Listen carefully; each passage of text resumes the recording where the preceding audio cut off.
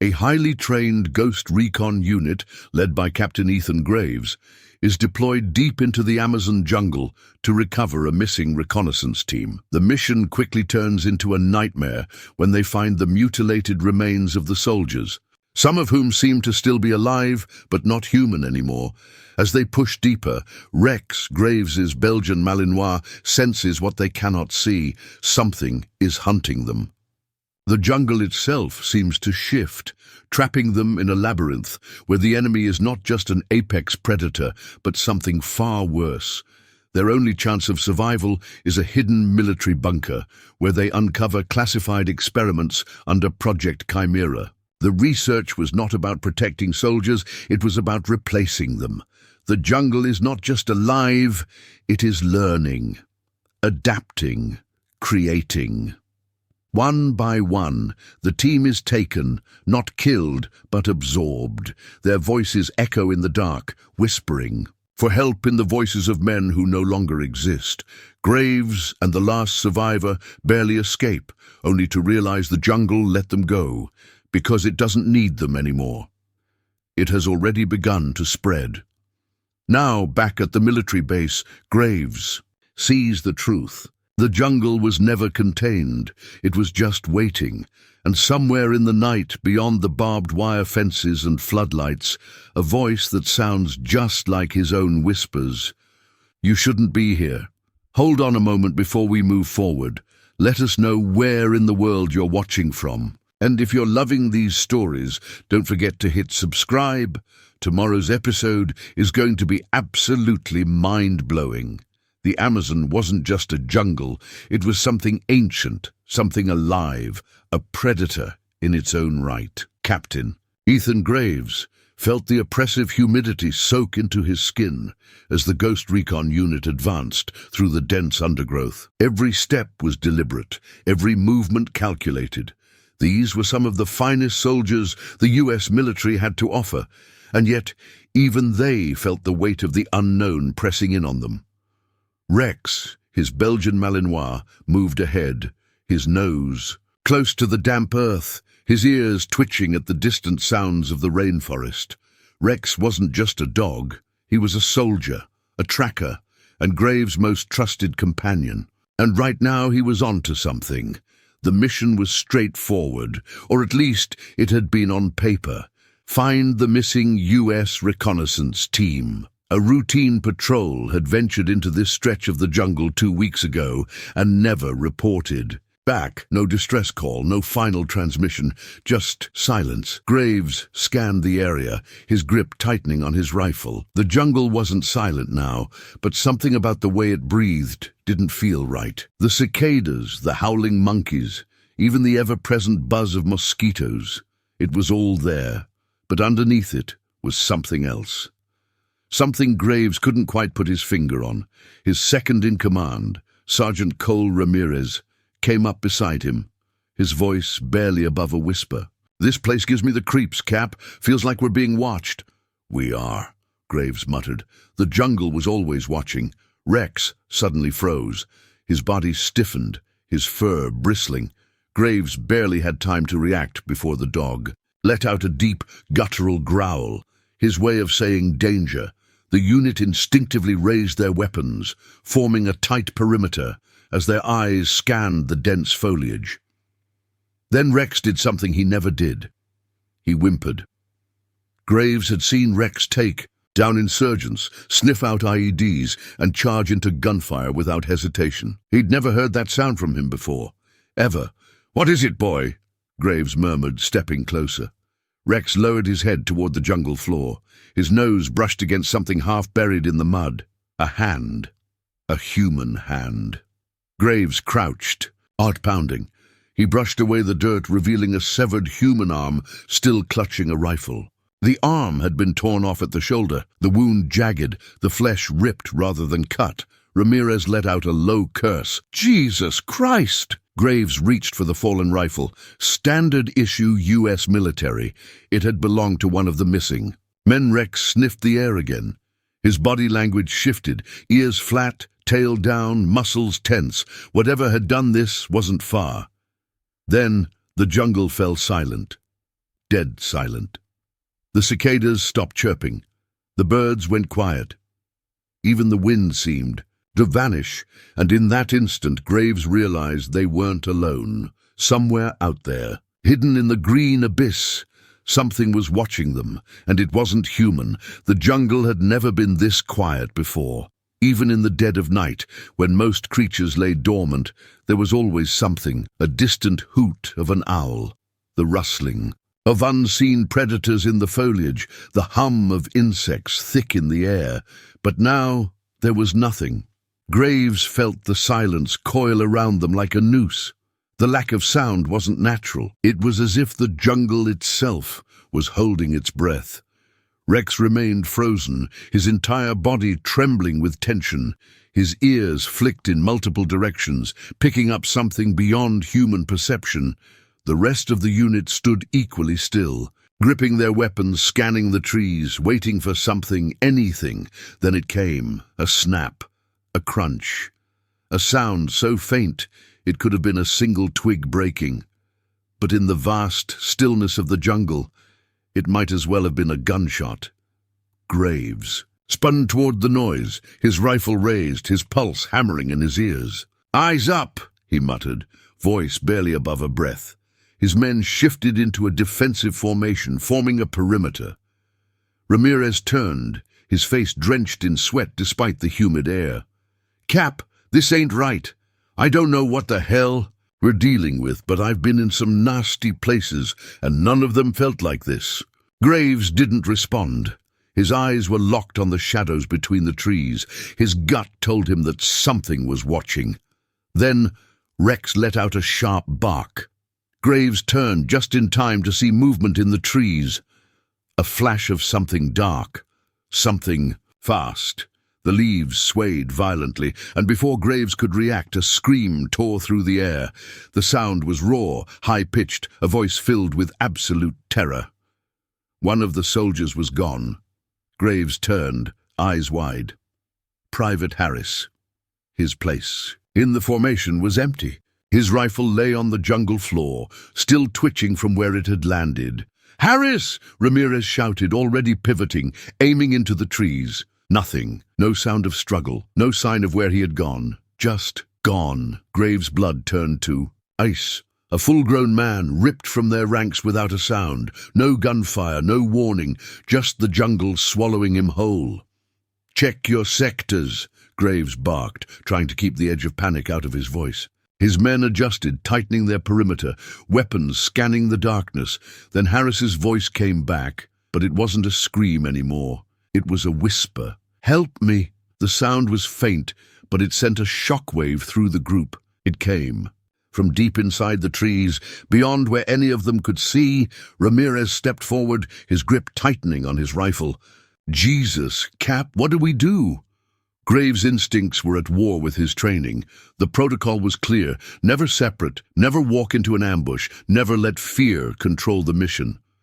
But this was something else.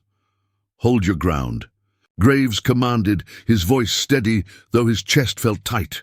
Another sound, something wet, a gurgle, then the whisper came again. "Please, help me." But it wasn't right. The tone, the rhythm, it was wrong. It was mimicking. That wasn't Harris anymore. The realization hit Graves like a punch to the gut. Something had taken him, and now it was trying to lure them in. He turned to Ramirez. "We're leaving, now."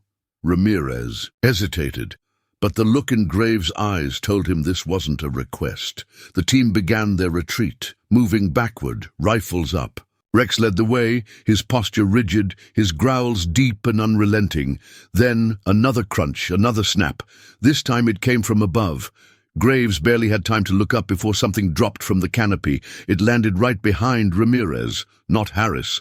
The thing that hit the ground wasn't human anymore. It had been once, but not anymore.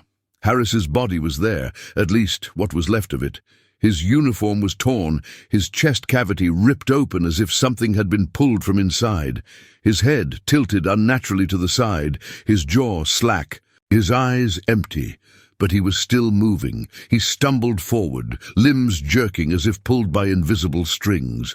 Ramirez screamed, firing instinctively, emptying half a mag into what used to be their comrade. Bullets ripped through flesh and bone, tearing into Harris's body, but he didn't fall. He barely even reacted. Then his mouth moved. No voice, just the whisper. "Help me!" Graves made the call. "Run!" No hesitation, no arguing. They turned and ran.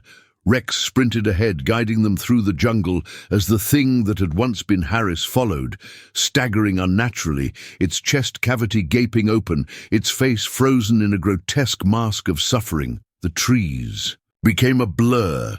Graves could hear something else moving with them. More than one. There were others. The team burst through the jungle, breaching into a small clearing. Then silence. Graves spun, rifle raised. Nothing. No more movement. No more sound. No more Harris. The jungle had swallowed him again, like he had never been there at all. The men gasped for breath, their bodies slick with sweat, their eyes wild with terror. Ramirez clutched his rifle so hard his knuckles were white. "Tell me I didn't just see what I think I saw." Graves didn't answer, because he didn't know how. Then from the depths of the jungle, a new voice. It came in a whisper, soft, mocking. "Help me." This time it was Graves' own voice. The whisper lingered in the air like a curse, threading through the thick jungle mist. Graves' own voice, mimicked perfectly, echoed back at them from the trees. It was precise, too precise. The cadence, the breath, even the way he clipped his words. Every part of him screamed that this wasn't possible, but the jungle didn't care about what was possible. It simply existed, swallowing men whole and leaving behind nothing but their voices. No one spoke, no one moved. Every man in the team stood frozen, rifles clenched, jaws tight, eyes scanning the abyss before them. The Amazon had already taken one of them, and it had done so with terrifying ease. What had happened to Harris wasn't just death. It was something worse, something unnatural. And now it was calling back to them. Graves motioned with 2 fingers, signaling the team to move. Slow, steady, no noise. They had no choice but to retreat, but every step they took away from where Harris had disappeared felt like an invitation to whatever was out there. Rex led the way, his body pressed low, tail stiff, his breathing deep and slow. The dog didn't whimper this time, he didn't growl. He was silent, like he understood the weight of what followed them. The men moved in a staggered formation, rifles up, backs covered. They weren't just soldiers now. They were prey. They kept moving until they found a dry patch of ground, nestled between thick tree roots and the twisted remains of what had once been a hunting post. Old wooden beams, rotted and covered in moss, stuck out of the ground like ribs. The remnants of a human campsite. The realization hit Graves instantly. They weren't the first ones here. Ramirez was already kneeling, brushing dirt off what looked like an old canteen, dented and rusted with time. The insignia stamped into it was faded, but Graves could still make it out. U.S. Army. Ramirez exhaled sharply. This has been here for years. Graves scanned the ground, his mind calculating, trying to push past the tightness in his chest that told him this was all wrong. The jungle was a graveyard of forgotten things. It swallowed men, but it also swallowed history. Someone else. "Got lost out here," Ramirez murmured, flipping the canteen over in his hands. His voice was low, but the weight of it pressed against the others. "Or someone else never left," Corporal Dunn muttered, his gaze locked onto something half buried in the soil. A boot. A human boot. Graves was already moving toward it, fingers digging into the damp earth, peeling away layers of jungle rot and old decay until he found the rest of the body. The uniform was tattered, the bones beneath it picked clean, but the patches were still visible. U.S. military. But that wasn't the worst part. The worst part was the knife marks, long, jagged cuts along the ribs, up the arms, across the neck. Not from scavengers, not from time. Something had carved into this man, deliberately. Ramirez stared down at the remains, his breath coming faster. No way an animal did this. Graves didn't reply. His fingers tightened around his rifle. The whisper came again. "Help me." It was Harris's voice this time. Dunn snapped his rifle up, spinning toward the trees. "What the fuck?" "Hold." Graves's voice was low, controlled. The jungle was playing with them. It wanted them to react, to panic, to break formation. But then the whisper changed. It shifted. The voice that came next was raspier, broken, unfamiliar, but still human. "No escape. No escape." The team went deadly silent. Dunn swallowed hard.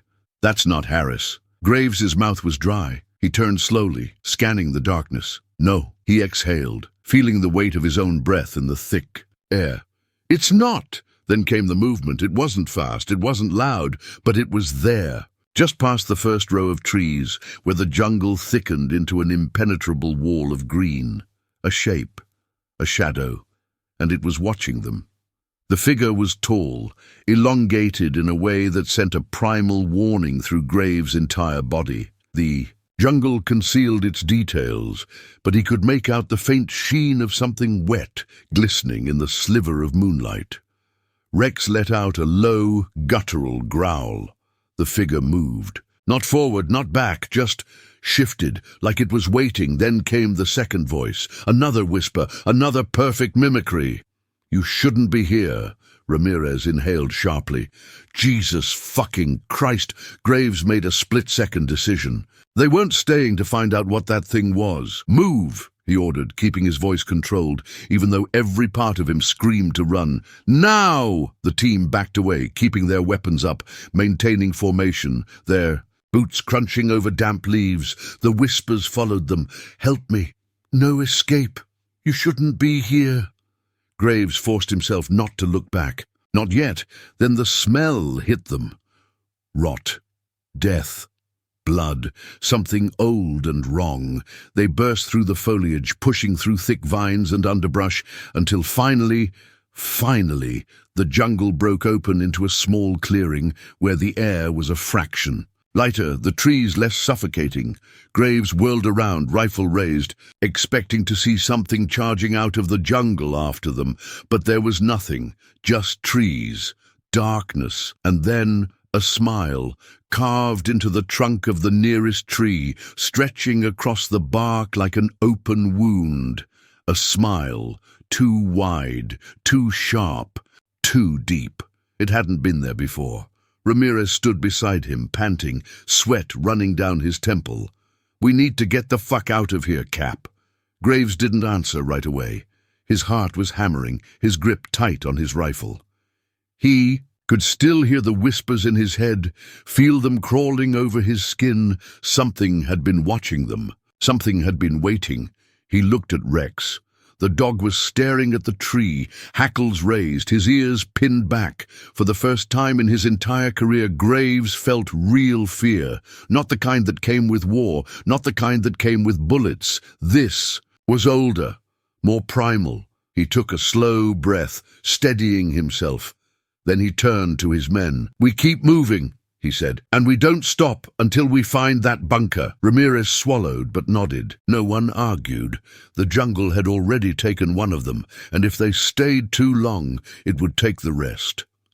They moved in a tight formation, following the map coordinates toward the last known location of the missing reconnaissance team. But Graves knew better than to believe they'd find survivors, not after what they had seen, not after what had taken Harris. The jungle felt different now, darker, hungrier. He didn't believe in ghosts, but this place wasn't just a stretch of wilderness.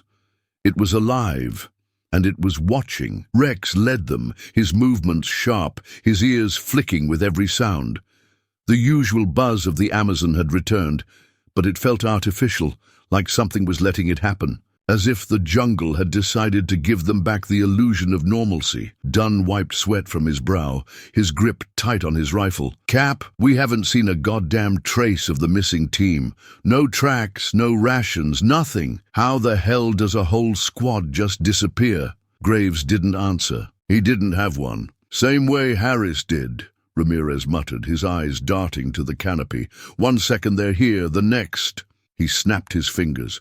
Graves didn't like that answer. He didn't like anything about this. The forest floor was soft, layered with damp leaves and decomposing wood, but they weren't leaving tracks.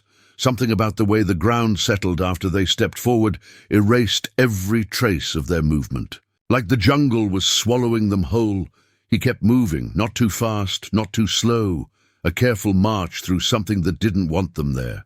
His hand never left his rifle. Then Rex stopped. Not just stopped, froze. His tail went stiff, his body locked, ears pinned back. His breath was controlled, but Graves could see it. The animal part of him understood the danger before any of them did. Graves held up a fist. Everyone went still. Silence. Then the trees shifted. Not the wind. Something else. Graves' stomach turned to ice. His heartbeat thumped in his ears. He should have been able to see what was moving. The jungle was thick, but it wasn't impenetrable. Yet all he saw were shadows. Then came the voice. Not Harris. Not his own. You shouldn't have come. A woman's voice, faint but near. The team snapped their rifles in the direction of the sound. Graves' skin crawled. The voice was too close. Dunn's breath came out in a short exhale. Who the fuck? Then the voice spoke again. Run! A whisper, a warning, a threat. Rex snarled. The jungle exploded. Something rushed them, not from one side, from all sides. Graves had trained for ambushes. He had led men through war zones, through insurgent-infested ruins, where death came from rooftops and doorways and side streets. But this wasn't war. This wasn't human. Figures moved. Through the trees, fast and low, too quick to get a clear shot on. Graves fired anyway, the muzzle flash lighting up the green shadows.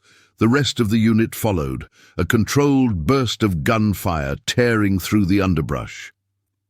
Dunn shouted something, but it was drowned out by the sound of something wet and heavy. Slamming against him, Graves spun. Dunn was gone, not dead. Gone. The ground where he had stood was empty.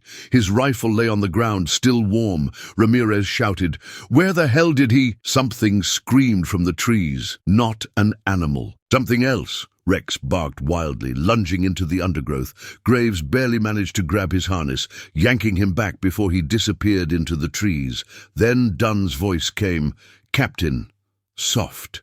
So soft. Graves' stomach twisted. It was too perfect. The jungle ate Dunn just like it ate Harris. No struggle, no blood, just gone. Then the jungle moved again. Graves fired blindly, emptying half a mag into the shifting shadows. Ramirez did the same, covering the left flank, but there was nothing to hit. Then it stopped. No more movement. No more screams. Just silence. The gunfire had ceased. The team stood panting, eyes scanning the trees, waiting. But nothing came. Graves' grip tightened on his rifle. They had lost another man, and there was no body to bring back. Ramirez swore under his breath. This is wrong. This is so fucking wrong. Graves wanted to tell him to shut up, to stay calm, to keep formation, but his voice felt distant in his own throat. Something had just taken one of his men without making a sound. He turned to the others. "We keep moving. No one strays. No one speaks unless absolutely necessary. We need to find that bunker." Ramirez looked like he wanted to argue, but he didn't. They moved. The jungle closed behind them. They found the first piece of evidence an hour later, a discarded boot. It wasn't Dunn's. Graves crouched, brushing away the damp soil. The boot was partially buried, like it had been here for years, but when he picked it up, the leather was intact. He flipped it over. The sole was pristine. His blood ran cold. A fresh boot, one that should have been new, half buried in a jungle, that ate everything within hours. Ramirez saw it too. No fucking way. Graves's pulse pounded. The jungle wasn't just taking things, it was putting them back. Ramirez turned, scanning the trees. "You don't think—" Another snap in the distance. Graves shoved the boot into his pack. "Move!" They pushed forward, deeper into the green abyss. Then they saw it. The wall of trees. It shouldn't have been there. No satellite imagery had shown it, no map had marked it, but there it was. A sheer wall of vegetation, packed tight, twisted unnaturally, forming a barrier that blocked their path. It stretched left and right endlessly, as far as they could see, and carved into the wood, at eye level, was a message, a single word, deep in the bark, fresh as if carved today. "Leave," Ramirez exhaled sharply. "That's not natural." Graves clenched his jaw. No, it wasn't. But there was only one way forward. Rex growled. Graves ignored the warning in his gut. He reached for his knife and sliced into the tangled branches, cutting a path through the wall. The jungle bled, not sap, not water, blood thick and red leaking from the branches, soaking into the soil. The scent of iron filled the air. Ramirez staggered back, horrified. Graves wiped his knife against his pants. He ignored the trembling in his fingers. Then he stepped through. The others hesitated for only a moment before following. The jungle let them in, and as they passed, the wall of trees closed behind them. Graves felt the moment the jungle swallowed them whole. 1 second they had light, dim grey through the thick canopy, but light. Then it was gone. The instant the last man stepped through the bleeding trees, the path behind them sealed itself, the vines curling back into place like they had never been cut. They were trapped. No one spoke. No one needed to. Every man in the unit knew what had just happened. They were in something else's territory now. The air was thick with humidity, but there was no sound. No birds, no insects, nothing. Even their own breathing felt muted. Rex stood, stiffly at Graves's side, his body low, his fur bristling, his ears were pinned back, but he didn't growl. He didn't make a sound, because whatever was out there already knew where they were. Graves motioned forward, his hand a quick, practiced flick. "Keep moving, stay close." The men obeyed, rifles raised, scanning every inch of the jungle. They walked, in formation, keeping their steps measured, deliberate, no wasted movement. No one wanted to be the next one to vanish. Then the first shot rang out. The muzzle flash lit the darkness in a brief explosion of light. Ramirez fired first, a single shot, controlled, aimed. But at what? Graves's heart thundered as he swung his rifle in the same direction, scanning. But there was nothing there, no body, no enemy, just jungle. Ramirez was breathing hard, his weapon still trained on the same spot. "I saw something." Graves didn't lower his rifle. "What?" "I don't know." The words made Graves' stomach tighten. He turned to the others. "Anyone else?" The rest of the unit shook their heads. No one had seen a thing.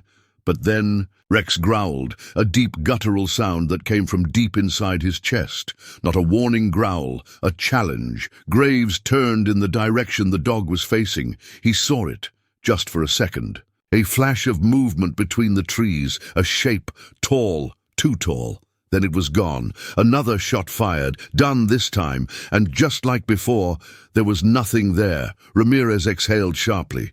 "What the fuck is happening?" Graves ignored him. He kept his rifle up, scanning, his pulse hammering in his ears. The jungle was hunting them, not with claws, not with fangs, with fear. He motioned again, "Keep moving." The team advanced, slow and methodical, eyes flicking to every shadow. Every tree was a hiding place. Every inch of darkness could be waiting to take them. Then Rex stopped. His growl cut off, his body stiffening, and then, for the first time since they had stepped into this nightmare, he whimpered. Graves froze. Rex had never done that before. Not once. Captain Ramirez's voice was strained. "Look!" Graves turned, his breath stopped. They had found the reconnaissance team, or what was left of them. The clearing was small, almost too perfect. The way the trees bent inward, curling, like fingers. Like the jungle had formed a natural cage, and in the middle of it, 6 figures, hanging. The bodies were suspended from the trees by thick, pulsing vines, their arms dangling, their heads slumped forward. Graves swallowed. He stepped forward, rifle raised, forcing himself to move closer. The first body was missing its face. The skin was peeled away. The muscle underneath dried and blackened. The second was worse. The chest cavity hollowed out. But the third one was still breathing. Graves stumbled back. His rifle snapped up, but the body moved. Slowly, its head tilted upward, revealing milky, unseeing eyes. The mouth opened. A voice came out, "Help me!" The exact same whisper, the same goddamn whisper. Ramirez backed up, his rifle shaking. "No, no, no, no!" The voice came again, not from the body, but from everywhere. "Help me!" A sickening creak filled the air. The hanging bodies moved, jerked, twisted, and then they started to laugh. Graves opened fire. The bullets ripped into the bodies, but they didn't fall. They kept laughing. The jungle erupted. Dark shapes burst from the trees. Fast, too. Faster track, Ramirez screamed. Someone else fired wildly into the trees. Graves grabbed Rex by the harness and ran. He didn't care where. Didn't care if it was deeper into the jungle. Anywhere but here. The team followed, feet slamming against the dirt, the sound of laughter still echoing behind them. The trees blurred. Graves could barely see. His own breath was a roar in his ears. Then, a wall of metal. Graves slammed into it, barely catching himself before he fell. He turned, chest heaving. They had found it. The bunker. Steel doors, half buried in the earth, covered in vines. The old insignia of the U.S. military, barely visible beneath the grime. Graves didn't hesitate. He grabbed the handle, pulled. The door creaked open. He shoved his men inside, dragging Rex in with him. Then he turned, his rifle snapping up. The jungle stared back at him. No movement now, no laughter, just the trees, watching, waiting. Graves stepped inside and slammed the door shut. Darkness swallowed them, but the jungle was still out there, and it wasn't done with them yet. The metal door slammed, shut, sealing them in absolute darkness. The air inside was thick, stagnant, heavy with rot and something worse. The stench of decay mixed with old metal, rust, and something chemical, something synthetic. Graves's heart hammered against his ribs, but he forced himself to breathe. They were inside. The jungle had swallowed them whole, but at least for now it had left them in darkness instead of oblivion. Rex whimpered. Not a fearful whine, but anxious, alert. His ears twitched in the pitch blackness, his nose working overtime. He could smell something they couldn't. Graves reached for his flashlight. The second he flicked it on, the beam cut through the dark, illuminating a narrow corridor of steel and concrete, its walls slick with moisture, its floors lined with old, muddy footprints. Human footprints. Ramirez swallowed thickly. Someone's been here. Graves' throat was dry. He'd been in his share of abandoned military installations, but this was different. This one wasn't abandoned. Not entirely. The footprints weren't old.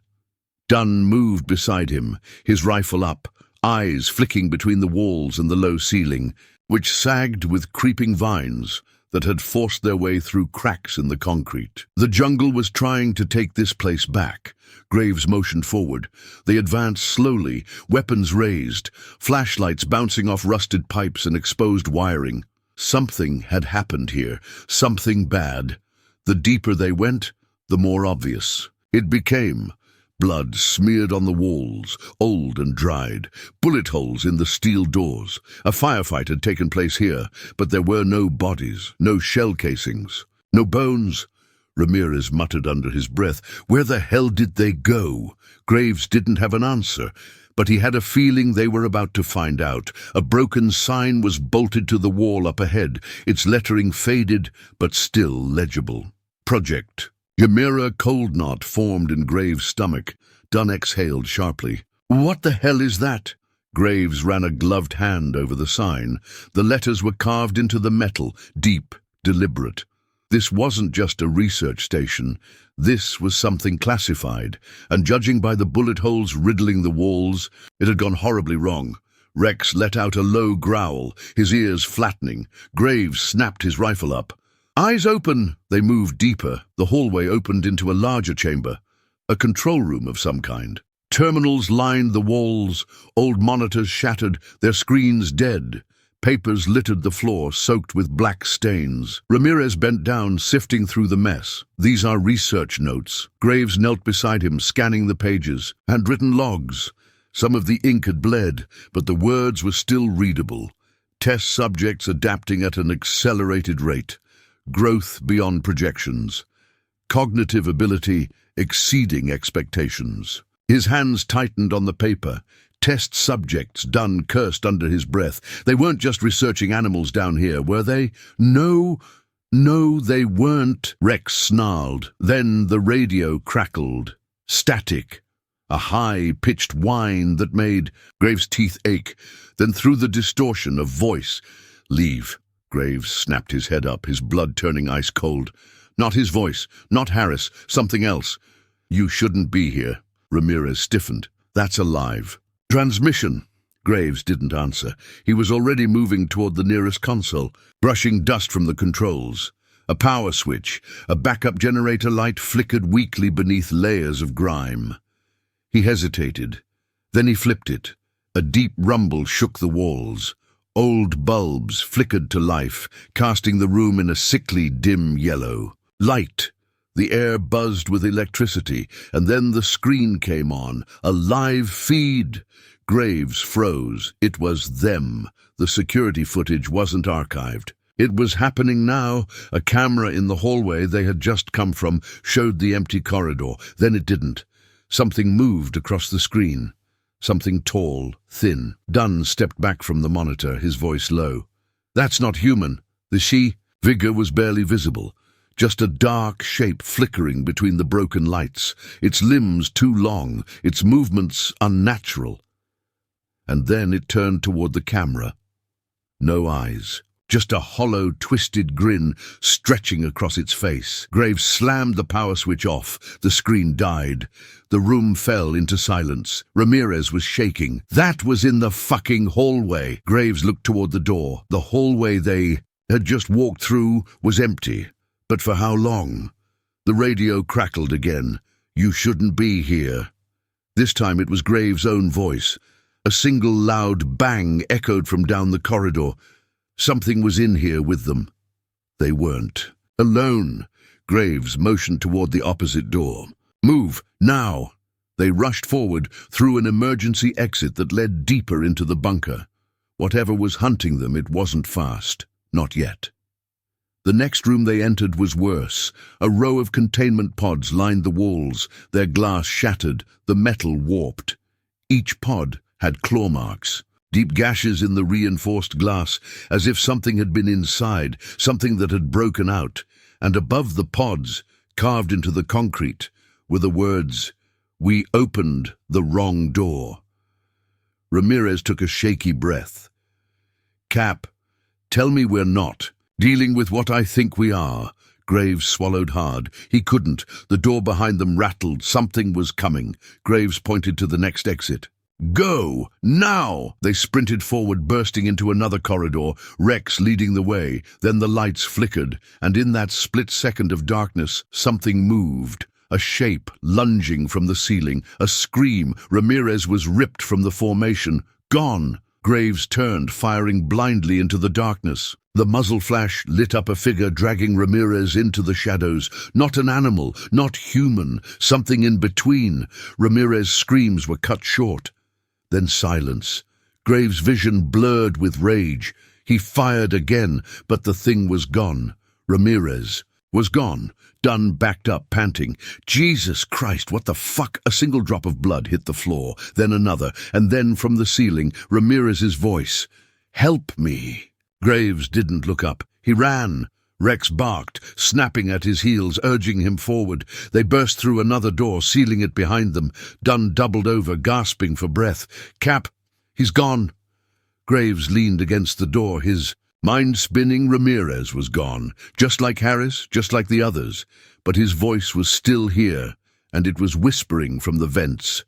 "You shouldn't be here." Graves shut his eyes. The bunker wasn't abandoned. They had never left. The bunker was suffocating. The air was thick with damp rot and something chemical that burned Graves's nostrils. The heavy metal door behind them remained shut, but it wouldn't hold forever. Whatever was out there, whatever had taken Ramirez, wasn't gone. Dunn was still catching his breath, his back pressed against the wall, rifle shaking in his hands. He had stopped talking, stopped looking at Graves. Rex paced near the center of the room, his ears flicking back and forth, tail stiff, his body vibrating with tension. He wasn't barking anymore, because barking wouldn't do a damn thing. Graves wiped sweat from his brow. 4 of them left, himself, Dunn, Kowalski, and Miller. And Rex Ramirez was gone, but his voice was still here. From somewhere deep in the vents, it whispered, "Help me." Graves clenched his jaw. That wasn't Ramirez anymore. Miller swallowed, his voice hoarse. "Captain, I don't think we're getting out of here." Graves ignored the statement, forcing himself to look at their surroundings. The room was lined with metal desks, computers long dead, their screens cracked. Papers covered the floor, research notes, reports, scattered. In chaos, the walls had scratches in them, long, jagged, uneven, and one word carved deep into the steel near the exit. "Run." Kowalski exhaled slowly. This place was a fucking mistake. Graves ignored him, moving to the nearest desk. He sifted through the papers, flipping through water-damaged pages, until something caught his eye. A log entry, handwritten, dated 5 years ago. June 3rd, subjects released per order. 17A control was lost within 3 hours. Containment breach reached. Level 4, personnel down. 23 remaining assets, none. Facility status compromised. Graves' breath came slow. He turned the page. June 4th. Subjects have adapted. Bullets ineffective. Mimicry confirmed. Evacuation failed. Mission shift. Eradication. Then, at the bottom of the page, scrawled in rushed, uneven handwriting, "We are them now." Graves dropped the paper. Dunn was reading over his shoulder. "What the hell does that mean?" Graves didn't answer. He didn't have one. The whisper came again. "Help me." Miller shuddered. "It's in the vents." Graves moved quickly to the exit, his boots scuffing. Against the floor, he pressed his ear against the door. The other side was silent. He turned back to the others. "We move. We don't stop. No talking. No looking back." Dunn hesitated, his rifle still trembling. "And if something's waiting for us out there?"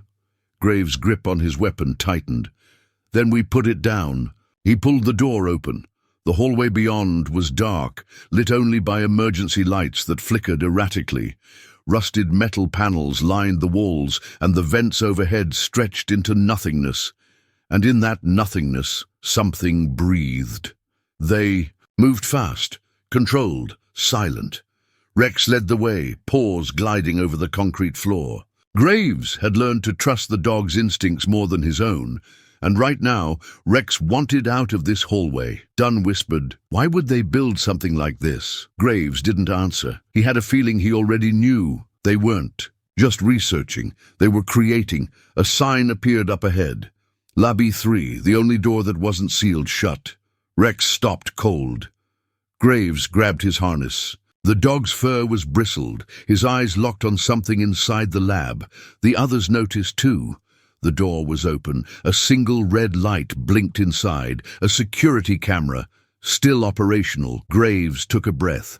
Then he stepped inside. The first thing that hit him was the smell. Death, old, rotted, stagnant. Then he saw the bodies, or what was left of them. Piles of clothing, gear, bones, stripped clean. Uniforms that had once belonged to U.S. military personnel. Some newer, some much older. Miller gagged. Dunn turned away.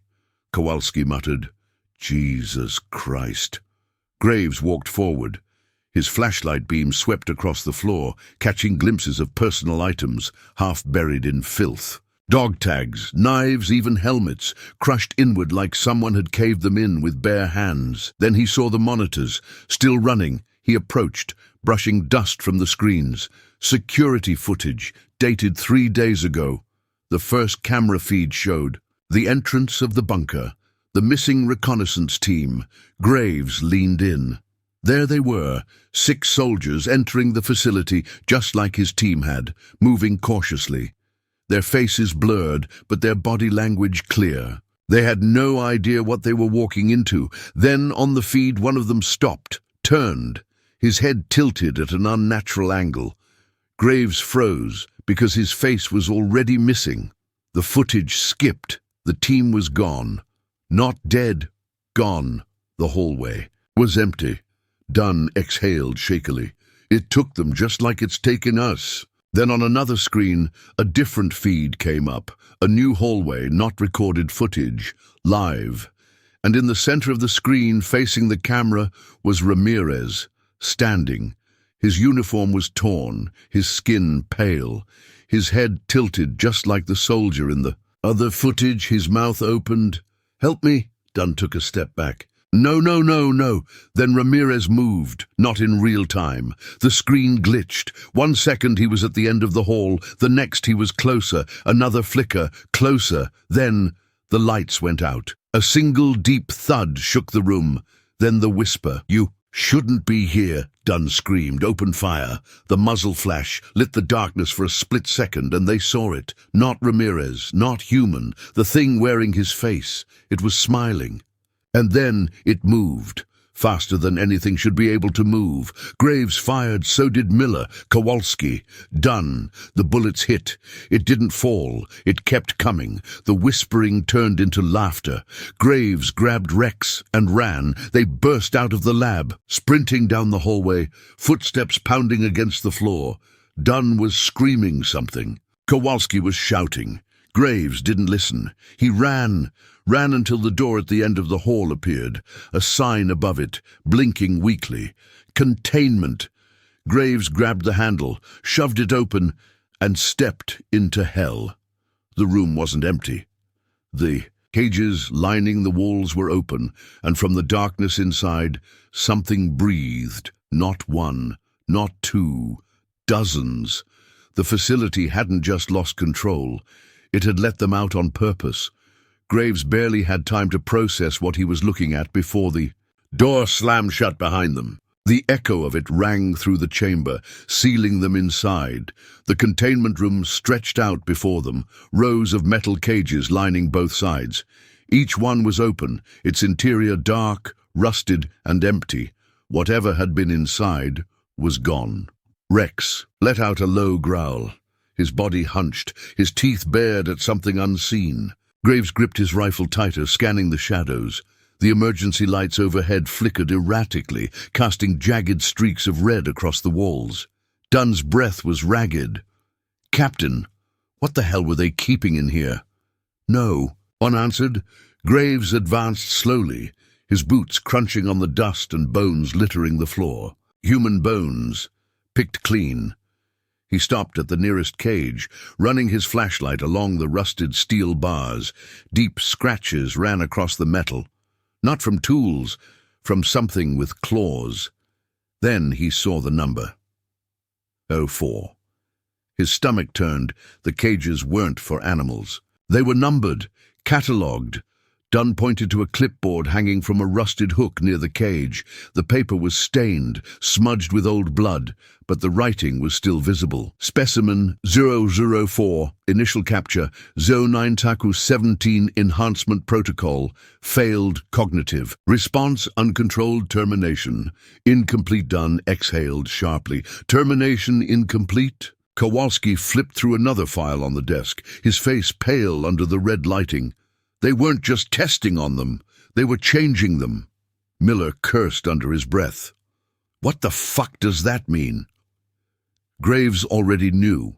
The facility wasn't studying animals. It wasn't just a lab, it was a breeding ground, and something had survived. The radio crackled, a whisper. "Run!" Graves turned so fast his rifle nearly clipped Dunn. "Who the hell just said that?" Dunn shook his head, gripping his weapon, like it was the only thing keeping him sane. "Not me." Miller's voice was barely a whisper. "That wasn't any of us." Graves' skin crawled. He had heard Harris's voice. He had heard Ramirez. But this was new. And it hadn't come from the radio. It had come from inside the room.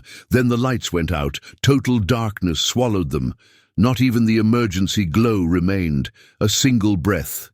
Then the laughter started. It was faint at first. Low, crawling from the deepest corners of the containment room. Then it grew, multiple voices. Not human, not anymore. Graves snapped his flashlight on, and the hunt began. Something rushed them, a blur of motion in the dark. Graves fired first, his muzzle flash lighting up the nightmare for a fraction of a second. Tall, too tall, limb proportions. Wrong. Eyes. There were no eyes, just black sunken holes where they should have been. Then it was gone. Dunn fired next, his bullets shredding into the darkness. A scream, then another voice. "You shouldn't be here." Graves spun, catching. Movement in his periphery. Something dropped from the ceiling. Miller shouted, firing upward. The creature twisted mid-air, limbs folding unnaturally as it landed behind him. Graves aimed. Fired. The bullets tore through it, but it didn't fall. It laughed, then it moved. Miller's scream was cut short. Graves barely saw it. A hand, or what? Used to be one, wrapping around Miller's throat, lifting him clean off the ground. Then the thing whispered, "Help me." Miller was yanked backward into the dark. Gone. Rex barked wildly, snapping at empty air. Dunn screamed something. Graves wasn't listening. His instincts took over. They had to get out. He grabbed Rex's harness and ran. "Move!" Kowalski was already sprinting for the far door, slamming into it with his full weight. It didn't budge. "No, no, no, come on!" Graves pivoted, raising his rifle as something moved in the periphery. A shadow among shadows. It was playing with them. The whispering turned to mocking laughter. Then it came from behind him, right by his ear. "Run!" Graves did. He grabbed Kowalski, forcing him aside, and drove his boot into the rusted emergency panel next to the door. It gave way. Sparks erupted. The lock disengaged. The door slammed open. Light, not jungle light, not red emergency glow. Artificial, white, clean. They stumbled inside. Another hallway. Dunn was the last through. As he crossed the threshold, something slammed against the door behind him. A hand. The door snapped shut. Silence. Graves barely registered the sound of his own heartbeat pounding in his ears. Dunn was against the far wall, chest heaving. "Miller's gone." Graves didn't respond. He knew. He turned. The hallway stretched ahead, sterile, unnatural. This section of the facility was different. The walls were lined with glass panels, each one a viewing window into rooms beyond. Graves stepped forward, his flashlight sweeping the first one. What he saw made his blood go cold. Inside, strapped to, a rusted gurney was a body, not decomposed, not rotted, but alive. Dunn made a strangled noise. Oh, fuck. The man's chest rose and fell, his breath shallow. His eyes were open, but there was nothing behind them. His arms were bound, his head tilted, his face frozen in an expression of agony. Kowalski whispered, "That's one of ours." Graves didn't answer. He moved to the next panel. Another soldier. Another. A body.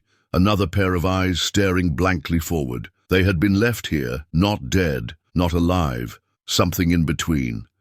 Then, from the last room, a different noise, a rattle.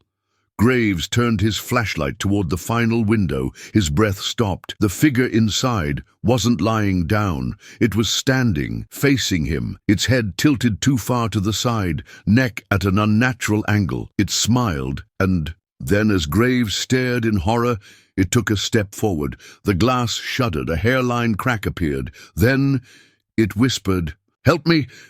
Graves grabbed Dunn and Kowalski, pushing them forward. "Go, now!" They ran past the rooms, the bodies, the voices whispering from every shadow. Ran until the door at the end of the hall loomed ahead. Kowalski reached it first, fumbling with the latch, yanking it open. Cold air rushed past them, not jungle air, outside air. Graves turned, heart pounding. The glass behind them shattered. The thing in the final room stepped forward. Graves shoved Kowalski through the exit. Rex lunged past him, then Dunn. Graves followed, and the door slammed shut behind him. Outside. They were outside, but the bunker wasn't finished with them, because from somewhere deep inside, the whispering followed. The cold air outside hit Graves like a punch to the chest. For a moment, he didn't move. Just stood there, panting, his rifle gripped so tight his knuckles ached. They had made it out, but the jungle didn't feel like salvation. It felt worse. Kowalski was doubled over, hands on his knees, trying to catch his breath. Dunn had his back against the rusted exterior of the bunker, his rifle hanging loosely at his side. Both of them were shaking.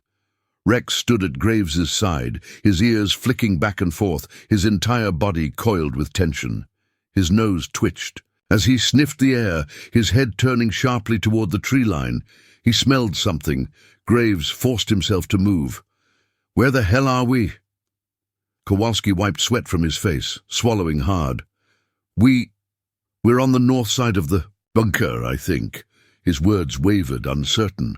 Dunn ran a hand through his hair. "No, that's wrong. We entered from the west. We should be on the other side." Graves' stomach turned. He looked up. The bunker stretched behind them, its surface covered in vines, rust, and age. It looked ancient, like it had been abandoned for decades. But the jungle here, it was different, thicker, wrong. He turned his gaze to the ground. The dirt beneath their boots was softer, looser. The color of the soil changed as it stretched deeper into the trees. Darker, damp, almost unnatural. Rex whined, stepping back. "That's..." When Graves saw it, the pulsing, the ground wasn't just soft. It was moving, not fast, not obvious, just the slightest shift, like something deep beneath the earth was breathing. He snapped his rifle up. "Eyes on the ground." Dunn and Kowalski looked down. Dunn took an immediate step back, his face going pale. "Oh, what the fuck?" The soil bulged. Graves fired, the dirt erupted, the force of the shot blasting a chunk out of the ground. For a second, nothing happened. Then something twitched beneath the surface, something huge. Kowalski grabbed Dunn's arm, pulling him away. "We need to move, now!" Graves didn't argue. They ran. The jungle seemed to close in around them as they sprinted, branches slashing at their arms, vines snagging at their boots. The further they ran, the thicker the air became, hot, wet, suffocating. Then the smell hit them, rot, not just death. Something older, something that had been dead for a long time. Dunn gagged, covering his mouth. Jesus Christ! Then they saw it, the clearing. Graves skidded to a stop, his boots sinking slightly into the soft earth. The others nearly ran into him, because ahead of them, in the center of the jungle, was something impossible. A nest, or at least something like a nest. Thick, blackened roots spiraled into a massive open pit. The ground sank inward, forming a crater where the jungle had been peeled back. But it wasn't empty. Hanging from the trees were cocoons, human-sized. Kowalski took a shuddering breath. "No, no, no, no." Graves stepped forward. The ground was softer here, warmer, as if whatever lay beneath was giving off heat. The cocoons dangled from thick, wet strands of fibrous material, pulsating faintly. Rex barked. A warning. Something moved inside one of them. Graves aimed his rifle. Dunn shook, his head violently. "Captain, don't..." Graves fired. The cocoon burst. A body tumbled free, collapsing to the ground with a wet thud. Dunn swore loudly, stumbling back, but Graves didn't move, because the body was breathing. A soldier, the remnants of a U.S. military. Uniform clung to his body, soaked in the same fibrous material as the cocoon. His skin was slick with something thick and viscous, his chest rising and falling too fast. Kowalski took a hesitant step forward. "He's alive!" The soldier's eyes snapped open, and he screamed. Not a normal scream, something worse. It was high-pitched, unnatural, a sound no human throat should make. Graves raised his rifle. "Dunn!" But Dunn was already firing. The Bullets ripped into the soldier's chest. He spasmed, his body convulsing. But he didn't die. He laughed. Graves fired a single controlled shot right between the eyes. The laughter stopped. The soldier collapsed. Silence. Kowalski's breathing was uneven. What the hell was that? Graves lowered his rifle. Not one of ours anymore.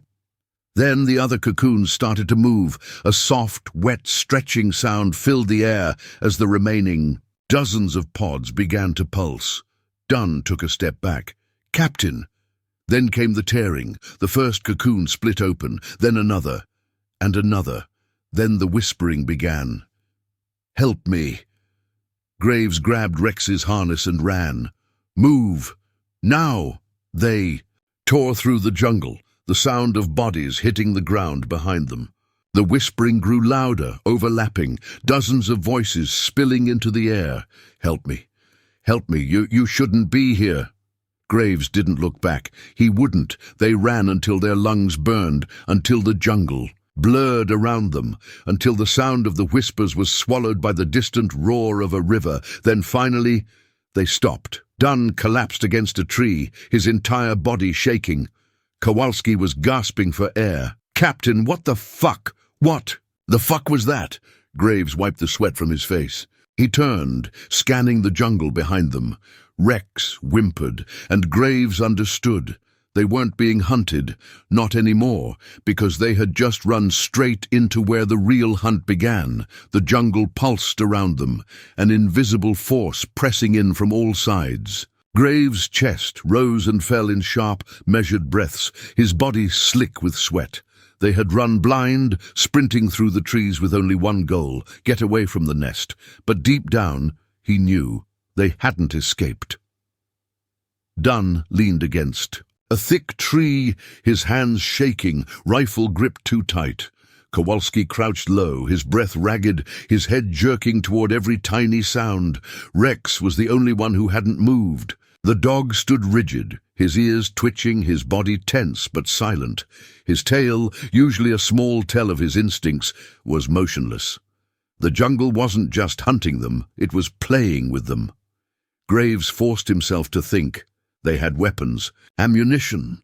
The training drilled into their bones, but none of it had saved Miller or Ramirez or Harris, and it sure as hell wasn't going to stop what was coming next.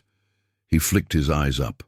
The moon barely reached through the thick canopy, casting twisted shadows across the damp soil. The ground was soft, shifting slightly beneath them, like something was moving beneath it. He tightened his grip on his rifle. "We need high ground." Dunn swallowed hard. "High ground? Cap, you saw those things. It won't matter." "It will," Graves said, more to himself than to them. "We need a vantage point. Now." Kowalski straightened, rubbing sweat from his forehead. There was a ridge about a quarter-mile west of the bunker. Should still be there. Still be there. Like the jungle hadn't rearranged itself to trap them. Graves nodded. "Then we move." Rex let out a low growl. Everyone went still. The jungle shifted, not the wind. Something big. Dunn raised his rifle. "No, no, no!" Then they heard it. The breath deep, slow, deliberate. Something was watching them, something massive. Graves barely had time to whisper the order. "Run!" Dunn turned first, then Kowalski, then Graves. Then the trees behind them exploded. A blur of black erupted from the foliage, moving so fast it barely registered. The jungle seemed to fold around it. Shadows, twisting, shifting as it tore through the underbrush. Rex snarled, lunging sideways. Graves spun just in time to see a limb, a massive clawed limb, swipe through the space where he had just been standing. It didn't just move fast, it moved with purpose. They sprinted. The ridge. Find the ridge. Branches snapped around them. Trees groaned under some unseen force. The thing behind them wasn't running. It was herding them. Graves' boots pounded against the soil, breath coming in harsh bursts. Rex was a flash of tan and black beside him, his muscles coiled, his instincts screaming. Dunn was slower. He turned mid-stride, raising his rifle. Something hit him. A dark blur slammed into his side, sending him flying. He crashed into a tree, his rifle skidding into the brush.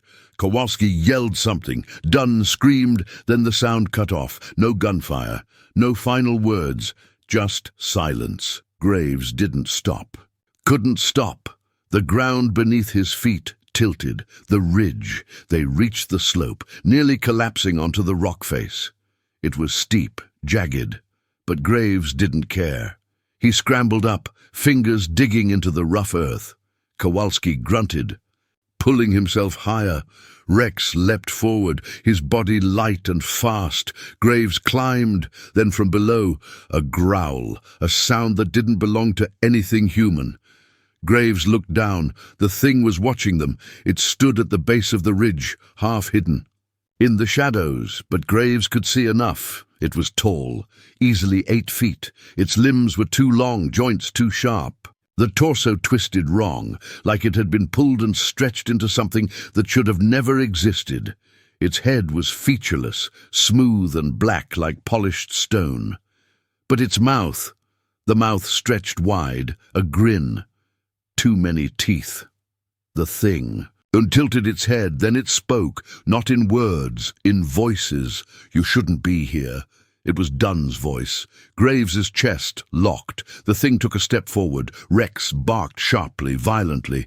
Graves snapped back to reality. They had to move. "Go!" Kowalski reached the top first, pulling himself over the edge. Graves wasn't far behind. He shoved Rex up, the dog scrambling onto solid ground. Then he heard it, a sound like tearing fabric. Not from the thing below, from the trees. Graves turned, his breath catching. There were more. Not just one. Dozens. They stood between the trees. Some hanging from branches, others crouched in the leaves like animals, watching, waiting. Kowalski was panting beside him. Oh fuck, they're everywhere. The first one moved. Not fast, not lunging, climbing. It was coming up the ridge. Graves fired. The shot slammed into its chest. It barely reacted. Then it smiled. Graves grabbed Kowalski, shoving him forward. "Run!" They ran through the jungle, ran past twisted roots and low-hanging branches. The jungle mimicked them, whispers. "Help me. You shouldn't be here." Rex was leading now, his movements desperate, his instincts screaming. The ground sloped downward. They were losing elevation. Graves didn't like that. Then, a break in the trees, a clearing. No, not a clearing. A crash site. Metal twisted and torn, half buried in the mud. The remains of a helicopter. U.S. military. Kowalski wheezed.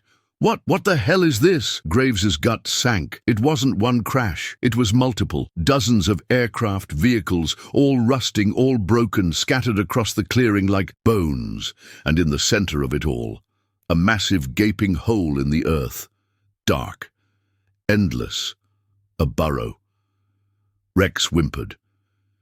Graves barely had time to process before the jungle behind them erupted. The things had reached the edge of the trees. Watching, grinning. Then they started coming forward. Graves lifted his rifle. His heart slammed against his ribs. This was it. No more running. This time they fought. Graves didn't breathe, didn't blink. The creatures at the tree line stood frozen, their unnatural grins stretching wide in the dim moonlight. They weren't charging. Not yet. They were waiting. Playing. Behind him, the wreckage stretched in all directions, rusted helicopters, twisted vehicles, and the massive gaping hole in the earth. The burrow. Rex let out a low snarl, his fur bristling. He wasn't afraid. He was ready. Kowalski adjusted his grip on his rifle, his breath fast and uneven. "Captain, what do we do?" Graves scanned the field. His mind worked fast, pushing away the fear. This was a kill box. The wreckage provided cover, the burrow a possible last resort. But they couldn't just hide. They had to turn the hunt around. He flicked his eyes to Kowalski. "We set a trap." Kowalski didn't hesitate. He was too wired for that now, too deep into the nightmare to do anything but follow orders. "Where?" Graves pointed to a cluster of wreckage, the remains of a downed Black Hawk. It was half buried. In the mud, its fuselage torn open but stable. There, we funnel them in, bottleneck their approach. Kowalski nodded. No argument. Graves turned to Rex. The dog's eyes were locked on the creatures in the trees, his muscles coiled. He knew what was coming. The first creature moved. It wasn't fast, not yet, just a step forward. Then another. Graves swallowed his fear. No time. Go! They sprinted toward the Black Hawk, boots slamming against wet earth. The moment they moved, the creatures followed. No more hesitation. The hunt had begun. Graves didn't look back. He could hear them, long, gangly limbs slithering through the grass, their distorted whispers twisting into something else. Laughter. They were enjoying this. He and Kowalski hit the wreckage hard, sliding inside through the torn fuselage. The Black Hawk's interior was stripped, the seats gone, the cockpit shattered, but the structure held. Kowalski spun, raising his rifle toward the opening. "Rex!" The dog lunged in after them, sliding across the metal floor. Then Graves turned to face the entrance. The first thing reached the wreckage. It stopped just outside, its head tilting too far to the side. Its grin never faltered. It knew they were cornered, knew there was nowhere left to run. More of them appeared behind it, emerging from the trees, their shapes flickering in and out of the darkness. Then they rushed forward. Graves fired first. The first burst of bullets tore into the lead creature's chest. It didn't fall, didn't even slow down.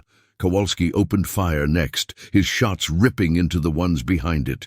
One of them staggered, twitched, but kept coming. They weren't stopping. They lunged. The lead creature dove through the wreckage opening. Rex struck first. The dog launched forward, teeth sinking deep into its outstretched arm. The creature shrieked, a sharp, inhuman sound. But Rex didn't let go. Graves didn't hesitate. He raised his rifle and fired point blank. The bullet hit dead center in its skull. This time it went down.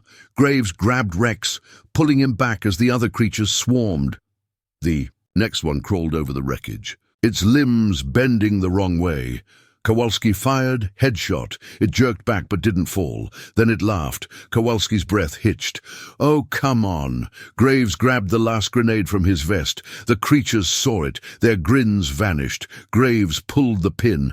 Down. He threw it. The explosion ripped through the wreckage. The shockwave tore the creatures apart, their bodies splitting, twisting, shrieking. Then silence. For a long moment, Graves didn't move. Didn't breathe. Then Rex barked. Graves opened. His eyes, the wreckage opening was clear. Smoke, blood, but no movement. Kowalski exhaled sharply. Holy shit! Then the ground shifted.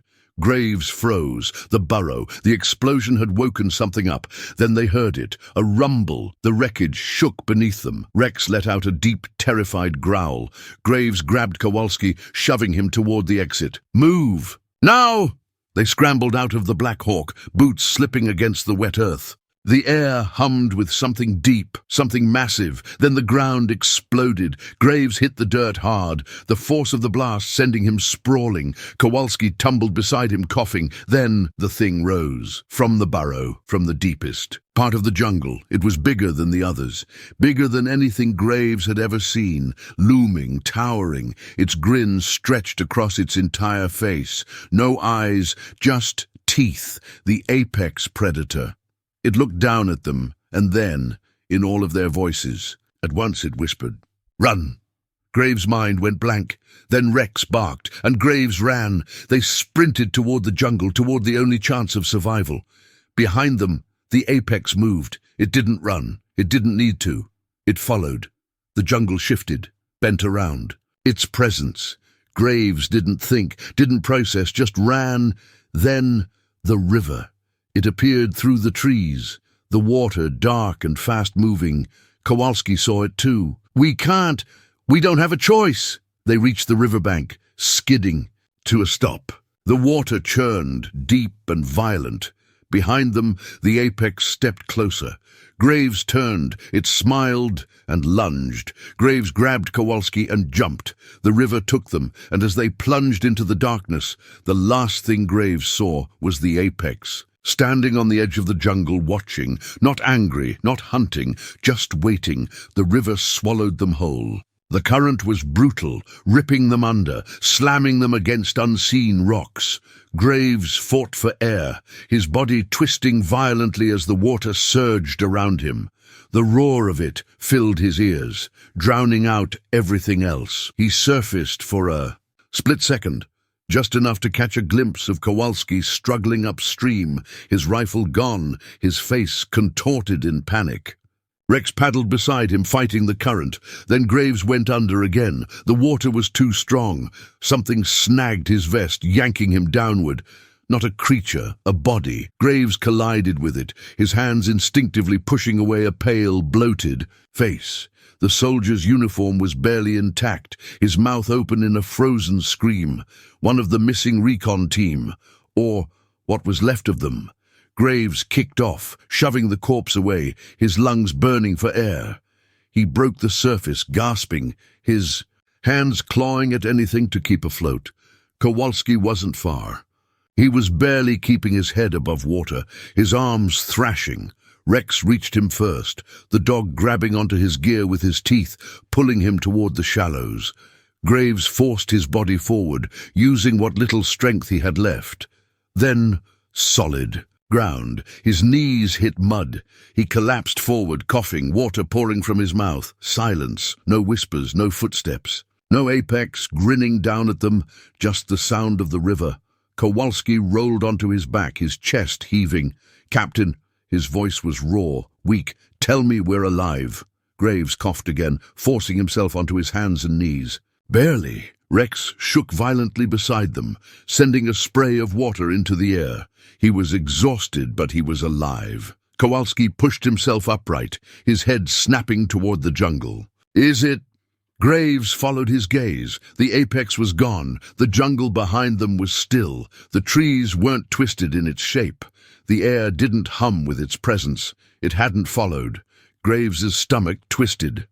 Kowalski let out a dry laugh, still catching his breath. "We did it. We fucking did it. We killed half of those things back at the wreckage and we got away." Graves didn't celebrate, because it was wrong. They hadn't won. They had been let go. The apex hadn't chased them. It had watched. It had waited. And now it was gone.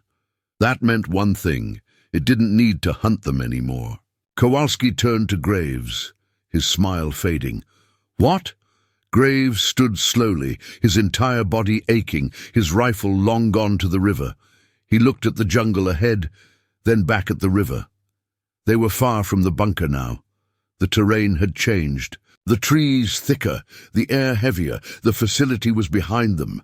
They should feel safer. They didn't. Rex let out a low, uneasy whimper. Kowalski's voice was quiet. "Captain, where the hell are we?" Graves didn't answer, because he didn't know. The only thing he knew was that the apex had let them go, and that meant it had something worse planned. They started moving, slowly, carefully. The jungle was unnervingly quiet. Not even the usual sounds of insects filled the air. No birds, no movement, as if everything else had already left. Kowalski gripped his side, still struggling to keep up. "We need to find shelter. Get our bearings." Graves nodded, his mind racing. The river had taken them somewhere new. There was no map now, no plan, just survival. Then he saw it, a structure, barely visible through the trees, covered in vines and rot, but still standing. A watchtower, not military, not old-world ruins. Something else. Kowalski saw it too. His pace quickened. "That's man-made. Someone was here." Graves felt it too. Something about it felt wrong, but they had no choice. They reached the base of the tower, wooden, reinforced, still intact despite the jungle trying to reclaim it. Kowalski was already climbing. Graves followed. Rex stayed below. Pacing, the higher they climbed, the more they saw. The jungle stretched for miles in every direction, a dark, endless sea of green. No signs of the facility, no signs of civilization, just emptiness. Then Graves' breath caught. Far beyond the trees, something else stood, a massive clearing. It was unnatural, too large. Kowalski saw it too. "What the hell is that?" Graves' jaw tightened. Something big, but there was no road leading to it, no path. It was just there, as if it had been carved out of the jungle overnight. Kowalski exhaled sharply. "We're not supposed to be here, are we?" Graves clenched his fists.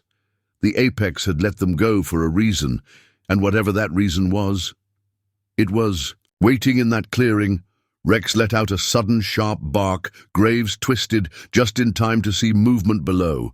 Figures, not creatures. Not like before. People half hidden in the trees, watching the tower. Kowalski stiffened. Holy shit!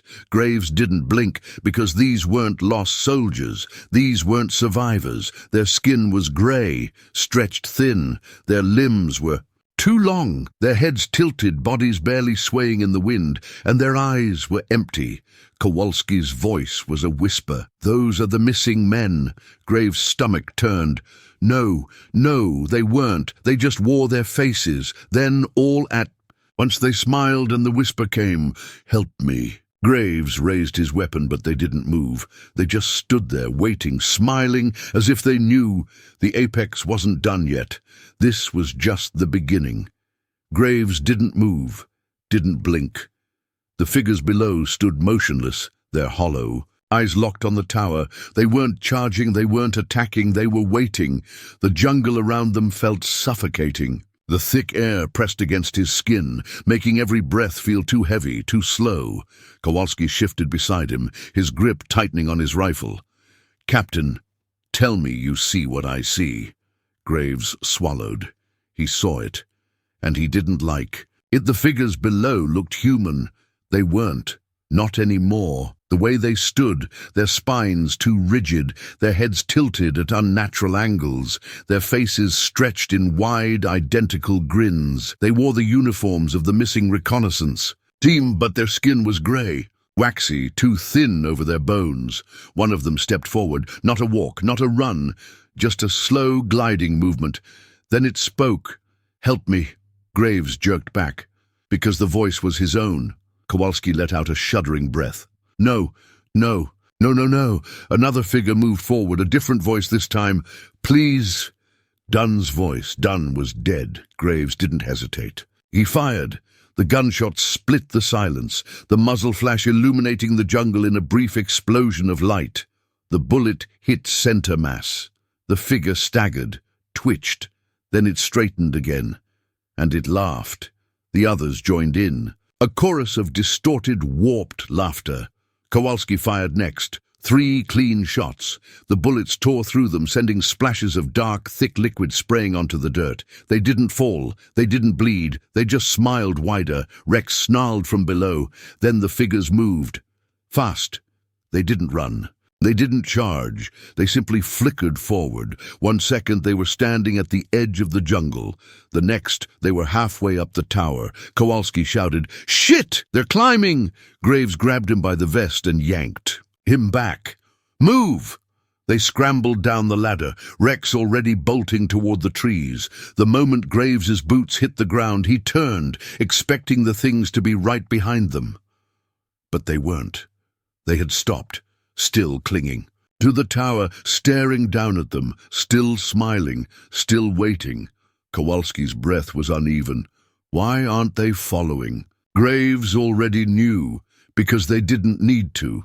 The jungle had already funneled them into the next part of the trap. Graves turned toward the clearing, the massive, unnatural, open space they had seen from the tower. The trees stopped abruptly. At the edge, as if something had carved the land open. Kowalski hesitated. "Captain, we don't have a choice." Rex didn't hesitate. He ran first. Graves followed. The clearing swallowed them whole. The ground was firm beneath their boots, too smooth, too unnatural. And then Graves saw it. The pits rose, and rows of deep, dark holes, stretching out across the clearing like an infection. Each one was identical. Circular, carved into the earth, too perfect to be natural, and from inside the pits, something was moving, Kowalski whispered. "What the fuck is this place?" Graves scanned the holes. The things inside weren't whole. Some of them had limbs, missing. Others were half-formed, their faces unfinished. One of them lifted its head. It had no mouth, but it was breathing. Then another one crawled from the pit. Not human, not even close. An imitation, a half-finished copy. Graves felt his stomach turn. This wasn't just a breeding ground. It was a factory, a place where the jungle made more. Kowalski was shaking. This is wrong. We have to get out of here. Graves forced himself to think. The apex had let them go, not as a mistake, not as mercy, but to bring them here. They had been funneled into the heart of it, and now it was waking up. The pits began to move. Dirt shifted, bulged, pulsed. The jungle breathed. Then the ground erupted. Figures crawled from the pits, their bodies twitching, their heads snapping toward the movement. Kowalski took a step back. Oh, fuck! Graves ran. They sprinted, dodging around the pits as things began to rise from the earth. Some were unfinished, some were too complete. All of them smiled. Rex barked wildly, snapping at one that got too close. It didn't react. It just kept moving. Kowalski shouted, "Where are we going?" Graves didn't know. Then he saw it. At the edge of the clearing, another structure, a tower taller than the last, standing alone in the open field. Not abandoned, not reclaimed by the jungle. It was functional. And at the top, a signal light. Graves grabbed Kowalski's vest. There! They ran for it. The things followed. Not fast, not rushing, just walking, letting them run deeper, letting them think they had a chance. They reached the tower, hitting the metal ladder hard. Kowalski climbed. First. Graves followed. Rex leapt, scrambling onto the first platform. The creatures below stopped. They watched. Graves didn't breathe until he reached the top. Then a voice crackled to life, not from the jungle, not from the creatures, from a radio. Graves turned.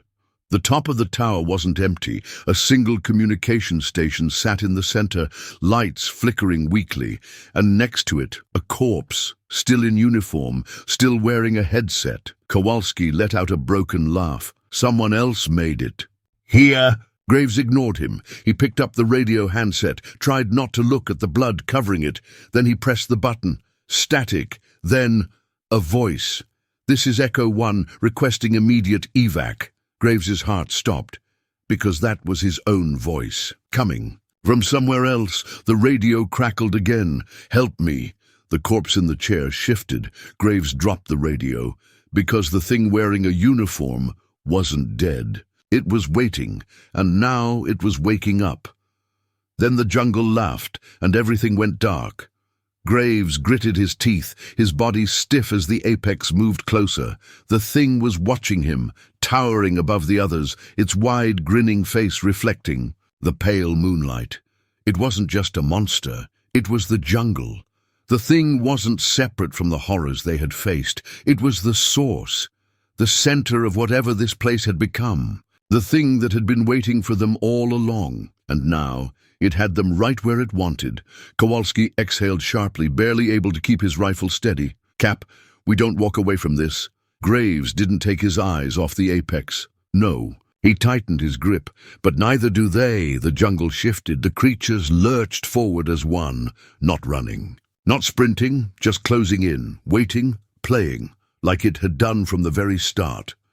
Graves turned to Kowalski. "We hold here." Kowalski gave a tight nod, his face slick with sweat.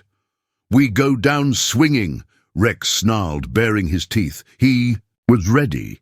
They all were. The apex tilted its head, then it moved. Not fast, not rushing, just arriving. 1 second it was watching, the next it was standing in front of them, an impossible distance, crossed in an instant. Kowalski fired first.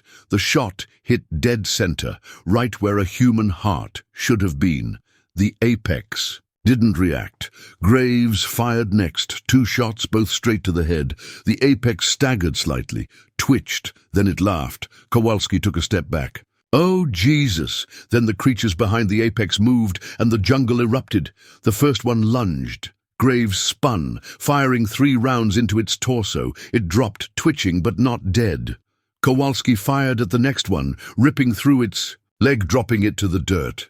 But more were coming. They weren't charging, they were swarming, not to kill, to take. Graves felt the first hand clamp onto his arm, cold, rubbery. He twisted free, slamming the butt of his rifle into its face. The thing barely reacted before another one grabbed his vest. They weren't tearing them apart, they were dragging them down. Kowalski shouted, "They're trying to pull us under." Graves' foot slipped. The earth beneath them wasn't solid anymore. It was wet, sinking, like the jungle itself was pulling them in. Rex barked furiously, snapping at the hands reaching for them. Graves struggled, ripping free just as another creature lunged at his throat. The apex stood motionless, watching, waiting. It was letting this happen. Graves made a decision. He grabbed the grenade from his vest, yanking the pin free. Kowalski saw what he was doing. "Captain, get Rex clear." Kowalski hesitated, just for a second. Then he grabbed Rex's harness, pulling the dog back. The apex tilted its head, then it spoke. Not in a whisper, not mimicking, its own voice. "Run." Graves ignored it. He took a breath. Then he threw the grenade right into the apex open mouth. The explosion tore through the clearing, ripping the creatures apart. The apex didn't scream, didn't react. It just stood there, watching, even as its body split open, even as the jungle howled.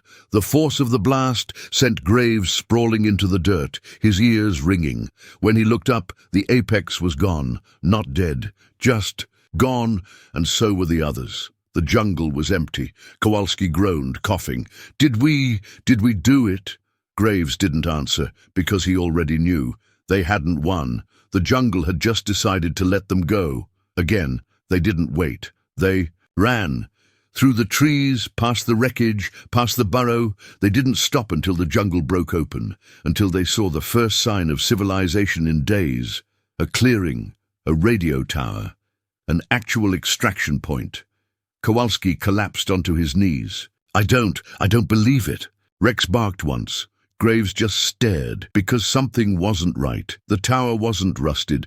The sign wasn't worn down. The ground wasn't covered in rot. It was pristine, like it had been waiting. Then the radio crackled, and Graves heard his own voice. "This is Echo 1, requesting immediate evac," his own distress call, the one he had never sent. His blood ran cold. The jungle had let them go, but it wasn't done with them yet. The radio crackled with static, Graves' own voice, echoing back at him. "This is Echo 1, requesting immediate evac." His blood ran cold. He never sent that distress call. Kowalski stared at the radio tower, his breath ragged. "Captain, that's not possible." Graves said nothing. He just listened. Transmission repeated, same words, same cadence. Then, a pause. The radio crackled again. A new voice. "Copy that, Echo 1. Coordinates received. Black Hawk en route." Graves' grip tightened around his rifle. That voice was real. The jungle wasn't playing with them this time. Someone was coming. Kowalski let out a breathless laugh, stumbling toward the tower. "They heard us! Jesus, Captain, they actually—" Rex barked, a single sharp sound, a warning. Graves' stomach turned. Something was wrong. The jungle never let them go this easily. He grabbed Kowalski's shoulder, yanking him back. "We don't move until we know what's coming." Kowalski gave him a look like he was insane. "You're kidding, right? We're about to be pulled out of here." Graves didn't blink. If that's really them. Silence. Then, from somewhere, far in the jungle, a low rumble of thunder. The first raindrop hit Graves' cheek, then another, then the storm broke. Rain poured from the sky, hammering against the treetops, soaking them in seconds. It wasn't normal. It was warm, thicker than it should have been. Kowalski wiped a hand down his face and froze. His palm was red, not water, blood. Graves looked up. The sky was bleeding, the trees were bleeding, the rain ran red over their skin, down their clothes, pooling in the dirt beneath their boots. A new sound rose through the jungle. Not thunder, laughter, not from one voice, from hundreds. Kowalski stumbled backward. No, Rex growled.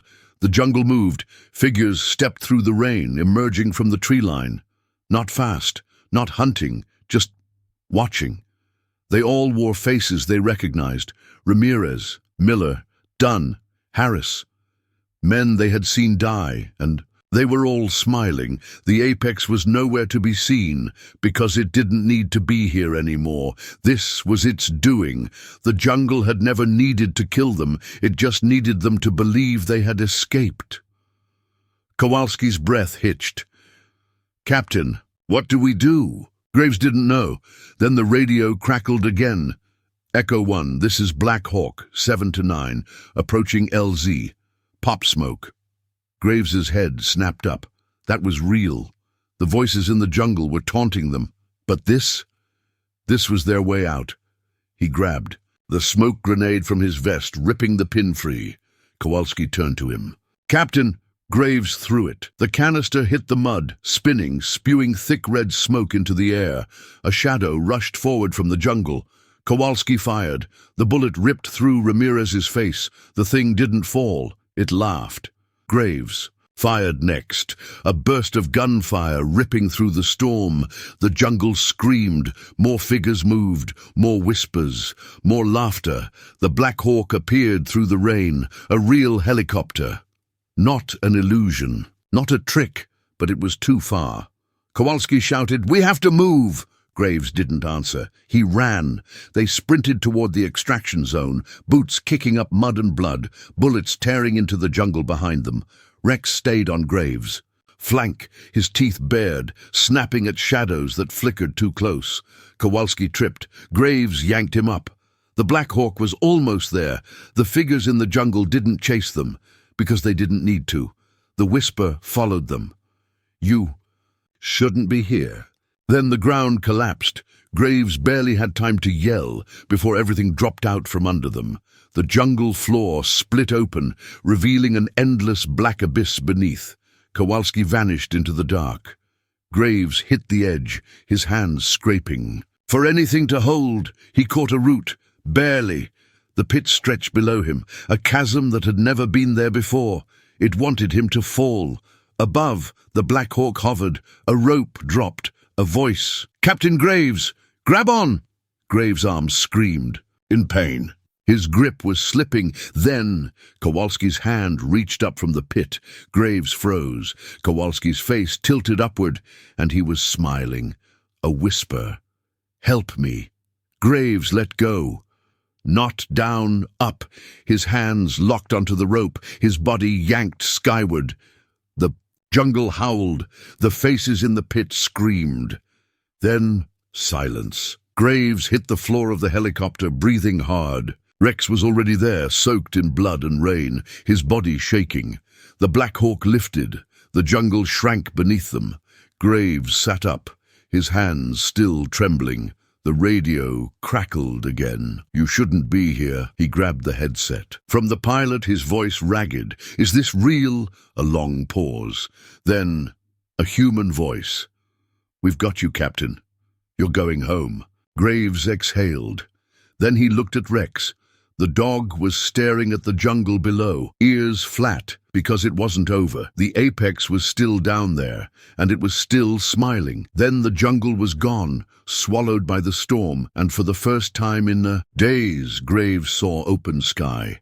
The Black Hawk roared through the sky, slicing through the storm clouds. The jungle was behind them, but the weight in Graves' chest told him it wasn't truly gone. It never would be. Rain streaked across the cabin's open doors, washing away the blood and filth covering their bodies. Graves sat slumped against the metal hull, his mind racing, lungs heaving.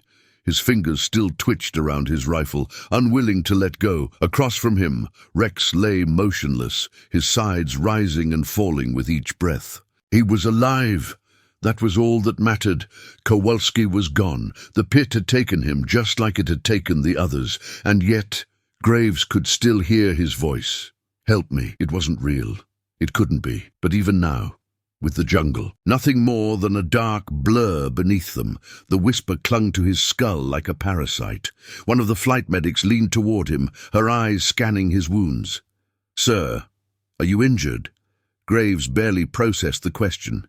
He felt numb. His uniform was torn, soaked in mud and blood, but none of it felt like his own. The medic frowned, lifting a flashlight. "Sir, I'm fine." His voice was hoarse. She hesitated, then shifted toward Rex instead. She checked the dog's heartbeat, her expression softening. "He's stable." Graves nodded. "Good." Another soldier approached. This one wasn't medical staff. His uniform was clean, his face sharp, his movements too controlled. An officer. The man crouched in front of him, studying him like a specimen. Captain Graves. Graves lifted his eyes, feeling the weight of exhaustion settle over him. The officer tilted his head. "Welcome back." Graves didn't answer, because something in the man's tone sent a chill down his spine. The officer reached into his pocket, pulling out a folder, thick, stamped with a classified insignia. He flipped it open, revealing a satellite image of the jungle, the facility, the nest, the burrow, and something else, something new, another clearing, one that wasn't there before. Graves's stomach turned. The officer slid the folder toward him. "We need to debrief." Graves stared at the image. The jungle was expanding, adapting. It hadn't been destroyed, it had grown. The officer's expression remained neutral. "Let's start from the beginning." Graves exhaled, because he knew this wasn't over, not even close. The Black Hawk roared. Through the storm, its rotors slicing the air with a steady, mechanical hum. The jungle was behind them, but Graves knew better. It wasn't gone. It never would be. Rain hammered the open doors of the chopper, washing away the filth and blood-caked. On Graves's uniform, the cold should have felt good, cleansing, but instead it seeped into his bones, leaving him hollow, weighted. He sat against the steel hull, rifle resting across his lap, hands still curled tight around the grip. He couldn't let go. His muscles refused, his mind refused. Across from him Rex lay still, his breath slow but steady. His coat was matted with mud, patches of dried blood clinging to his fur. Graves reached out, resting a hand on the dog's flank. Warm, alive. That was all that mattered. He turned his head slightly, expecting to see Kowalski slumped next to him, but there was only an empty seat, a hollow, gaping absence, because Kowalski had gone into the pit, and he hadn't come back. Graves closed his eyes, but the whispers followed him. Still there, still crawling under his skin. "Help me." Not real, not real. The jungle was gone. The creatures, the apex, all of it was behind them. They had made it out. Then why didn't it feel like victory? The headset in the cockpit crackled. A pilot's voice cut through the storm. "This is Black Hawk 7 to 9. We have Echo 1 on board. ETA to base 30 minutes. A pause. Then another voice, this one colder, detached. "Copy, 7-9. Secure the package. Command will receive them upon arrival." Graves barely reacted. He wasn't a person anymore. He was cargo, something to be debriefed, examined, studied. A shadow loomed in his peripheral vision. Someone crouched in front of him. He forced himself to look up. The man was not medical. His uniform was crisp, dry, untouched by the hell they had just escaped. His face was sharp, his eyes unreadable. An officer. Graves felt something cold settle in his chest. The man studied him for a moment, as if evaluating something that wasn't. Quite human. Then he spoke. "Captain Graves." Graves didn't respond. The officer didn't seem to care. He reached into his vest, pulling out a thick folder stamped with a classified insignia. He flipped it open, revealing a satellite image. Graves' breath stilled. It was the jungle, but not how he remembered it. The bunker was gone. The wreckage was gone. The burrow was gone. In their place, new terrain. Graves' stomach turned. The land wasn't burned or destroyed. It had been replaced, like the jungle had healed. No, grown. The officer didn't react to the shock on Graves's face. He simply slid the image closer. "We need to debrief." Graves forced himself to speak. "The facility, gone," the officer said flatly. "No trace of it remains." Graves swallowed. The creatures? The officer didn't blink. No remains found. The word settled like a weight in Graves' chest. No bodies. No evidence. It was like the jungle had never been there, like it had moved. Graves turned back to the image, his vision narrowing. The jungle hadn't just survived. It had adapted. His throat went dry. What's in its place now? The officer didn't answer. Instead, he flipped to another photo, another clearing, one that wasn't there before. His pulse quickened. The shape of it, the eerie symmetry, it was exactly like the one they had found before the apex arrived, before. The hunt began. Graves clenched his jaw. It's still growing. The officer closed the folder. That's why we need to talk. Graves stared at him. You knew this would happen. The man didn't confirm, didn't deny.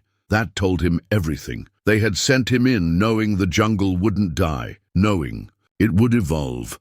Graves exhaled, his fingers curling into fists. This isn't over. The officer stood. No, Captain, it isn't. Then the helicopter banked left, and the first lights of the military compound pierced through the storm. They were back, but Graves knew the truth. The jungle had never let them go, and it never would. The helicopter touched down with a heavy thud, sending vibrations up Graves's legs as he stepped onto the tarmac. The rain had stopped. The storm had faded, but nothing felt clean. The air smelled too sterile, too manufactured, like it had been scrubbed of anything real. The world beyond the jungle felt like a distant, artificial thing. He barely registered the armed guards standing in formation, their rifles held at a rigid, disciplined rest. None of them met his eyes. A man in a crisp uniform waited near the hangar entrance, hands clasped behind his back. Not the officer from the helicopter. Someone higher up. Graves squared his shoulders, feeling the weight of exhaustion press against him. He was alive. That was the only victory he had left. Rex padded at his side, his fur still damp, his ears flicking at every sound. He was alert, watching, but there was no enemy here. Not an obvious one, anyway. The new officer stepped forward, his expression unreadable. Captain Graves. Graves didn't salute, didn't acknowledge the rank on the man's shoulder.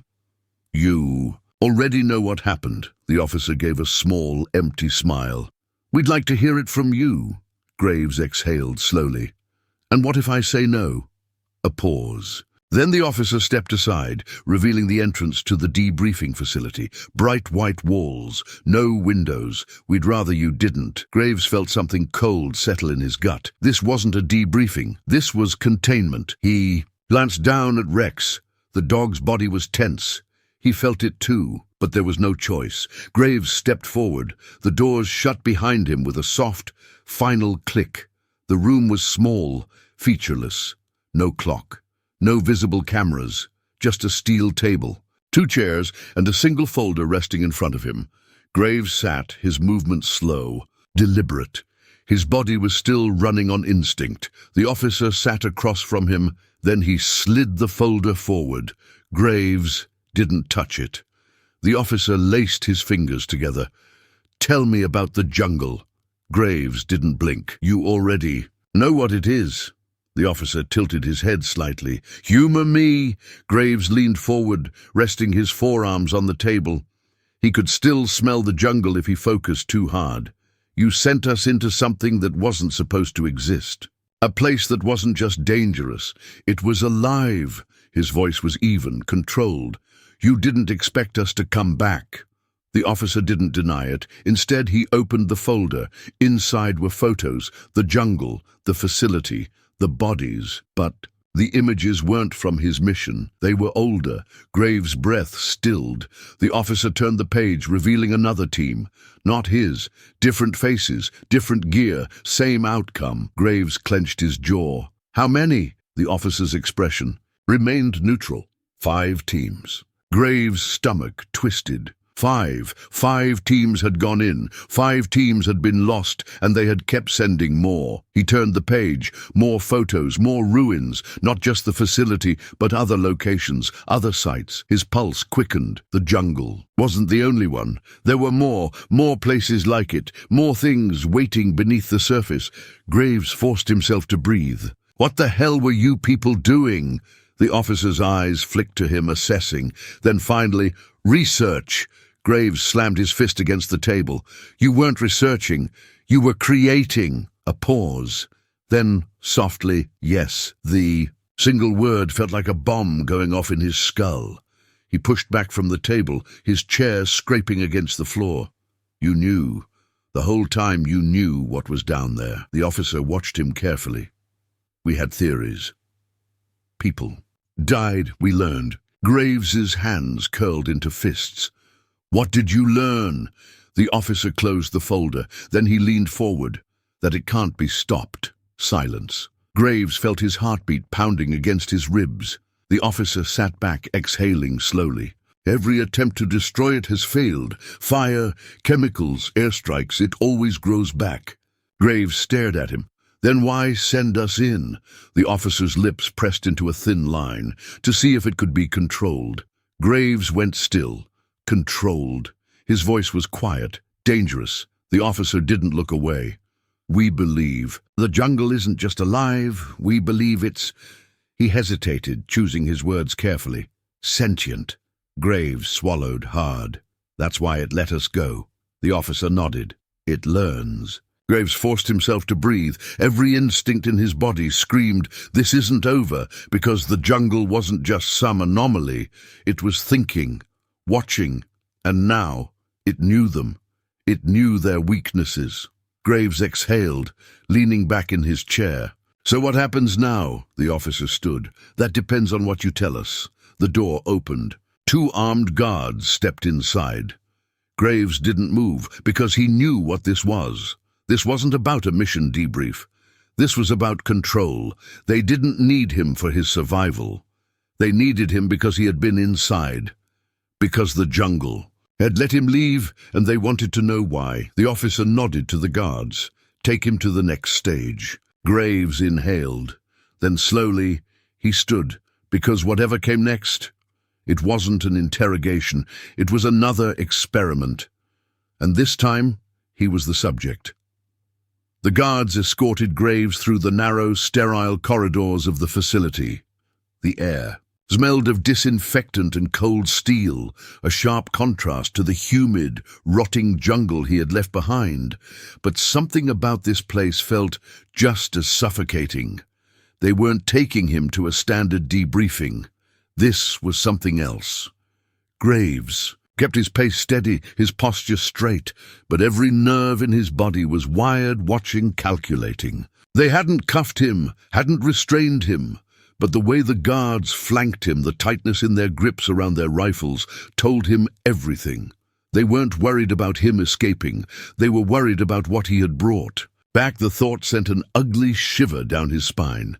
They reached a reinforced door. One of the guards punched in a 6-digit code, then scanned his handprint. Layers of security. What the hell was behind that door? The lock released with a heavy clank. The door slid open. Inside was a room made of glass. The walls, the ceiling, everything was transparent. A sealed observation chamber with a single steel table in the center. No windows, no vents, no furniture. Aside from 2 chairs, and waiting for him inside, the officer from before. Graves stepped in. The door sealed behind him. He was locked in. The officer gestured to the chair. Sit! Graves didn't move. Where's Rex? The officer's gaze didn't waver. Your dog is being monitored. He's fine. Graves clenched his fists. He didn't like that answer, but for now he needed to play along. He sat. The officer placed a folder on the table. Not the same one as before. This one was thicker. More photos. More satellite images. More classified data. The officer opened it to the first page. Graves' breath stilled. It was a picture of him, not a standard military profile. A recent one, taken after his return. The officer slid it toward him. "You survived." Graves didn't blink. "I noticed." The officer ignored the sarcasm. "5 teams went into that jungle before you. None of them came back. Then you did." He leaned forward. "Why?" Graves met his gaze evenly. "Because I fought my way out." The officer shook his head. "No, Captain, you didn't." Silence. Graves felt something cold creep into his chest. "You weren't just lucky," the officer continued. "You weren't just skilled." He flipped to the next page. Another photo. This one. Graves didn't understand. It was a satellite image of the jungle, taken just hours after he had been extracted. The trees had shifted. The terrain had changed, like the jungle had moved. Graves exhaled slowly. "What the hell am I looking at?" The officer tapped the image. "This was taken the morning after your rescue. Do you see what's missing?" Graves's eyes scanned the photo. The bunker was gone. The wreckage was gone. The burrow gone. The entire landscape was different, like it had erased any trace of what happened. Graves' jaw tightened. "You think the jungle let me go?" The officer watched him closely. "We don't think, Captain. We know." Graves forced himself to stay calm. "Why?" The officer's voice remained even. "That's what we're going to find out." The testing began the next morning. Graves was escorted from his holding room to another secured facility. No windows, no outside communication. They ran blood tests first, multiple vials, drawn over and over. More than standard protocol. Then came the psychological evaluations. "How often do you hear the whispers? Do you dream about the jungle? When was the last time you saw something that wasn't there?" Graves answered as little as possible. "Because." He did hear them still, even in the sterile, man-made walls of this place. The jungle was with him. "Help me." Soft, crawling under his skin. At night he saw shadows moving behind his eyelids, saw Kowalski's hand reaching from the pit, saw the apex watching him from the tree line. Still smiling, they ran more scans. Full body, brain activity. The results? Never shared. Every test, every scan. They weren't looking for trauma. They were looking for something else, something they thought he had brought back. After a week, they moved him to a different location. This one had no insignia, no rank structure, not even a name. The guards here weren't military. They were private contractors. This wasn't about debriefing anymore. This was about containment. On day 9, Graves woke to find an envelope under his door. It wasn't labeled. No markings, no official stamps. Inside, a single USB drive, a note. "Play me." Graves stared at it. Then he glanced at the security camera in the corner of his cell. Still blinking red. Someone had put this here without being caught. Someone inside. He turned to the small monitor on his desk, plugging in the drive. A video file appeared. He played it. Security footage. From the jungle. Not from his team. From a different mission. The timestamp was 2 years ago. He watched as a team entered the facility. The same mission. The same bunker. Graves' stomach twisted.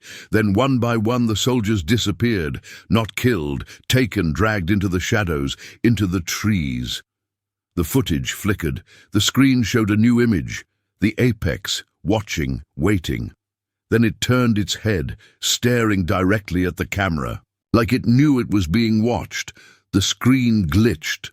The next image, Graves, standing at the tree line, looking right at the camera, but it was from 2 years ago. Graves hadn't been there 2 years ago.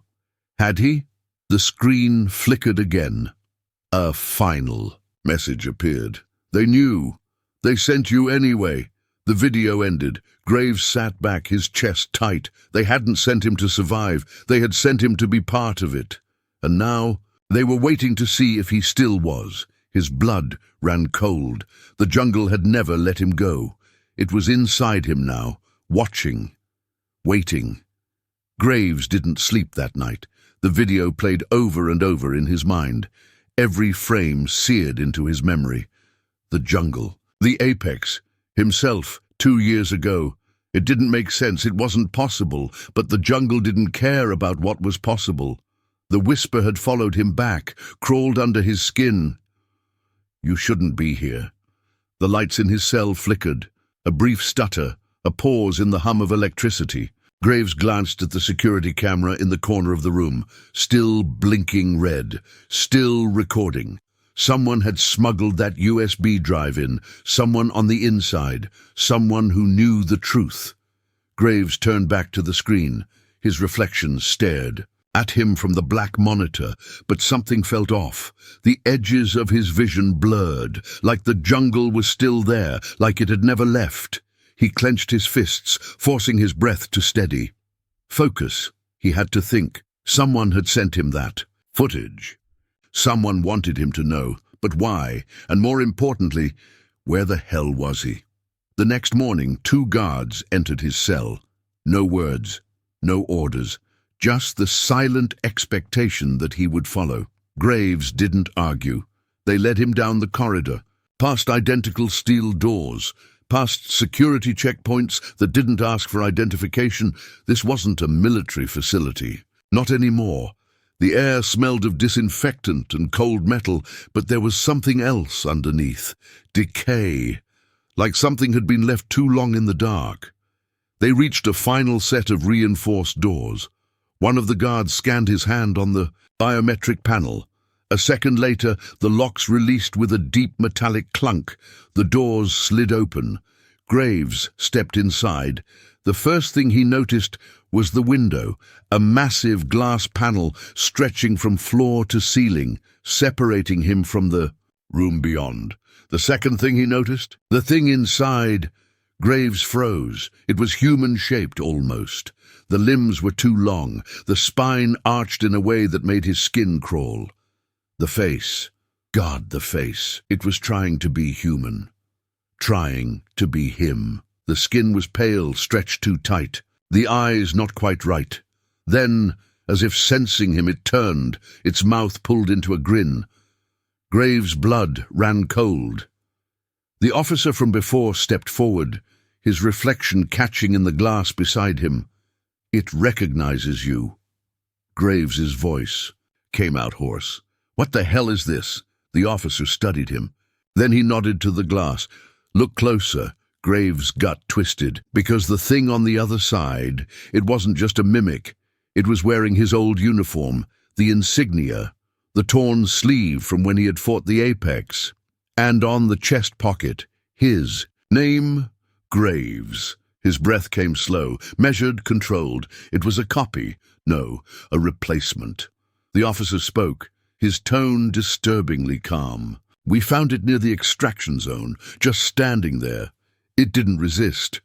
Graves kept his eyes locked on the thing. It let you take it? The officer nodded. It walked right into our custody. A cold realization settled in his bones. The jungle hadn't let them go. It had sent something back with them. Graves exhaled, forcing himself to stay calm. How many? The officer hesitated, then softly. 5. Graves' fingers curled into fists.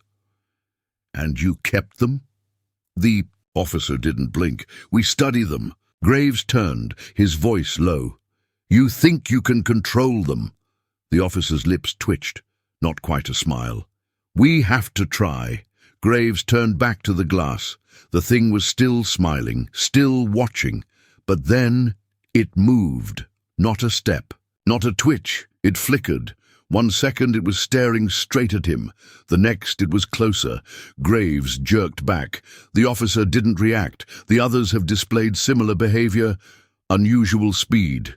Limited vocalization. He gestured toward the thing behind the glass. This one, though it hasn't spoken at all.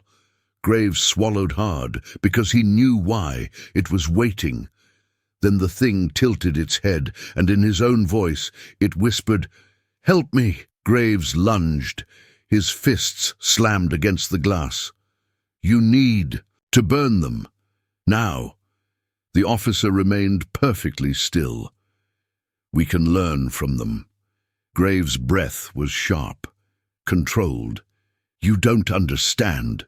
The thing behind the glass smiled wider. It did. The officer closed the file in his hands. "We need to see what it does next."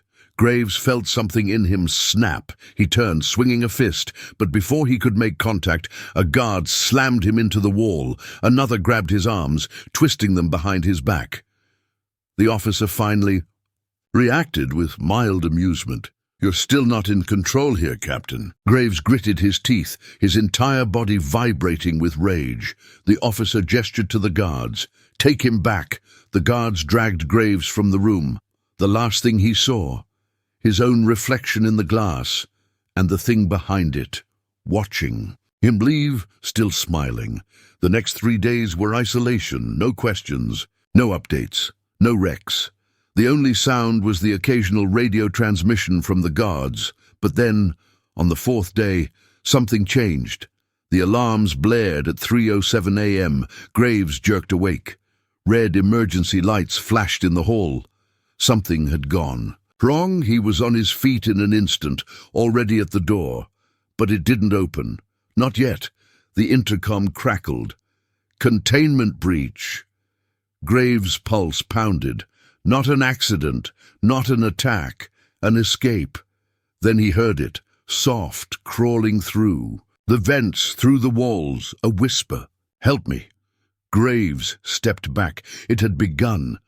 The alarms screamed through the facility. Red emergency lights flashed in the hall outside Graves's cell, casting jagged shadows against the cold metal walls. The intercom crackled with overlapping voices. "Containment breach in Sector 4. Multiple casualties reported. Do not engage. Repeat, do not engage."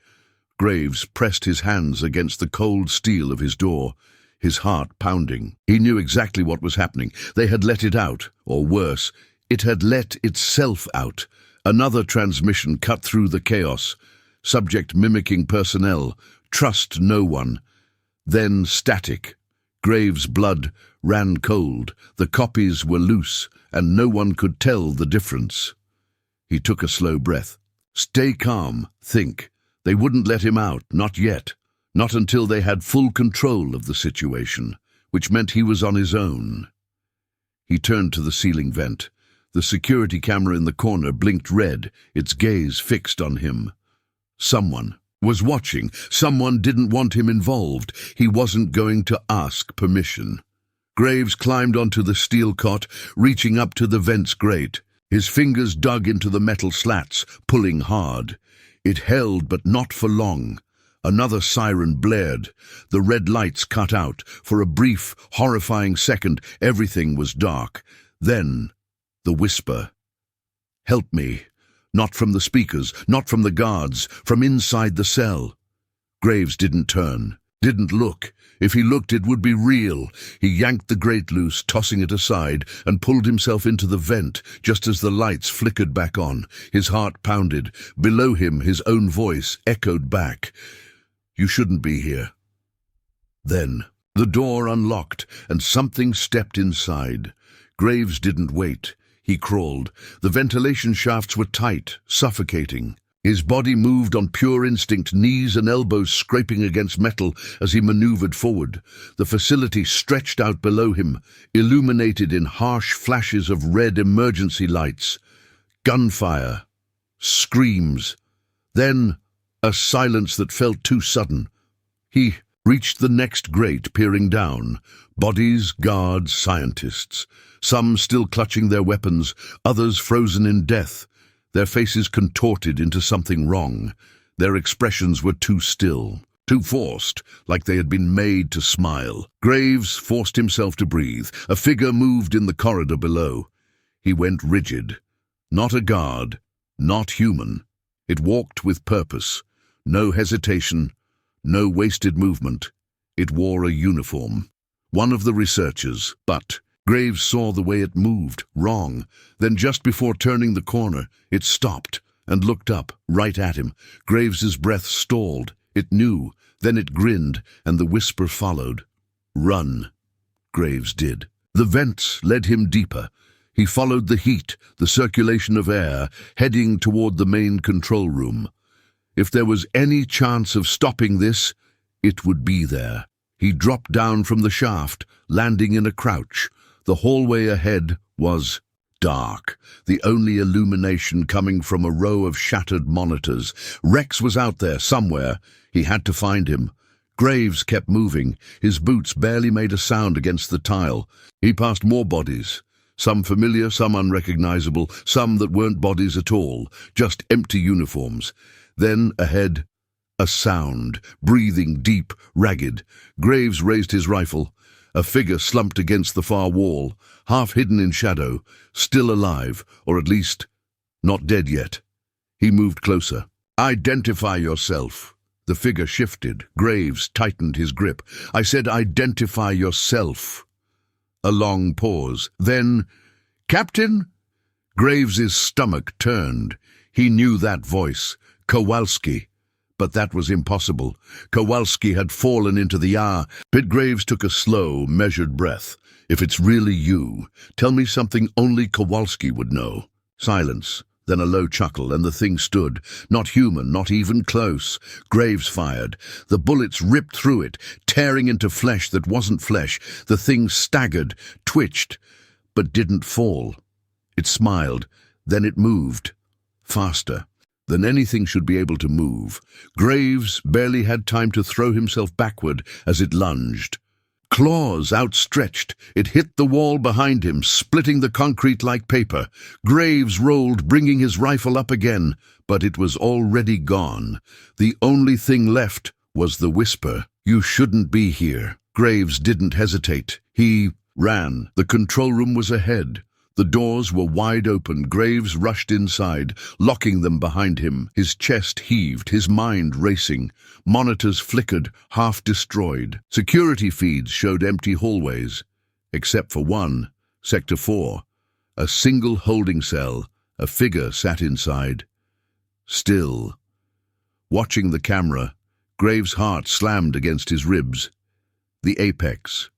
It hadn't left. It had let the others do the hunting. And now, it was waiting for him. A voice crackled over the speakers. Not a whisper, a recording. His own voice. "This is Echo 1, requesting immediate evac." Graves went still. The same distress call, the same one that had played before the Black Hawk arrived. Then the video feed shifted. He saw himself, standing at the tree line, watching. The timestamp. 3 days before his team had ever arrived. Graves. Breath came slow, controlled. He had never left. Not really. The jungle had taken something from him, and in return, it had left something behind. A perfect copy, a replacement, something that looked like him, walked like him, talked like him. Graves turned, looking at his reflection in the shattered screen, and for the first time, he wasn't sure if he was still himself, or if the jungle had already made its move. He reached for the emergency facility override. There was only one way to stop this. Burn it all down. He pressed the button. The alarms screamed. The countdown began, and as the flames started to rise, Graves heard the last whisper, not in his head, not from the speakers, right behind him. "You are one of us now."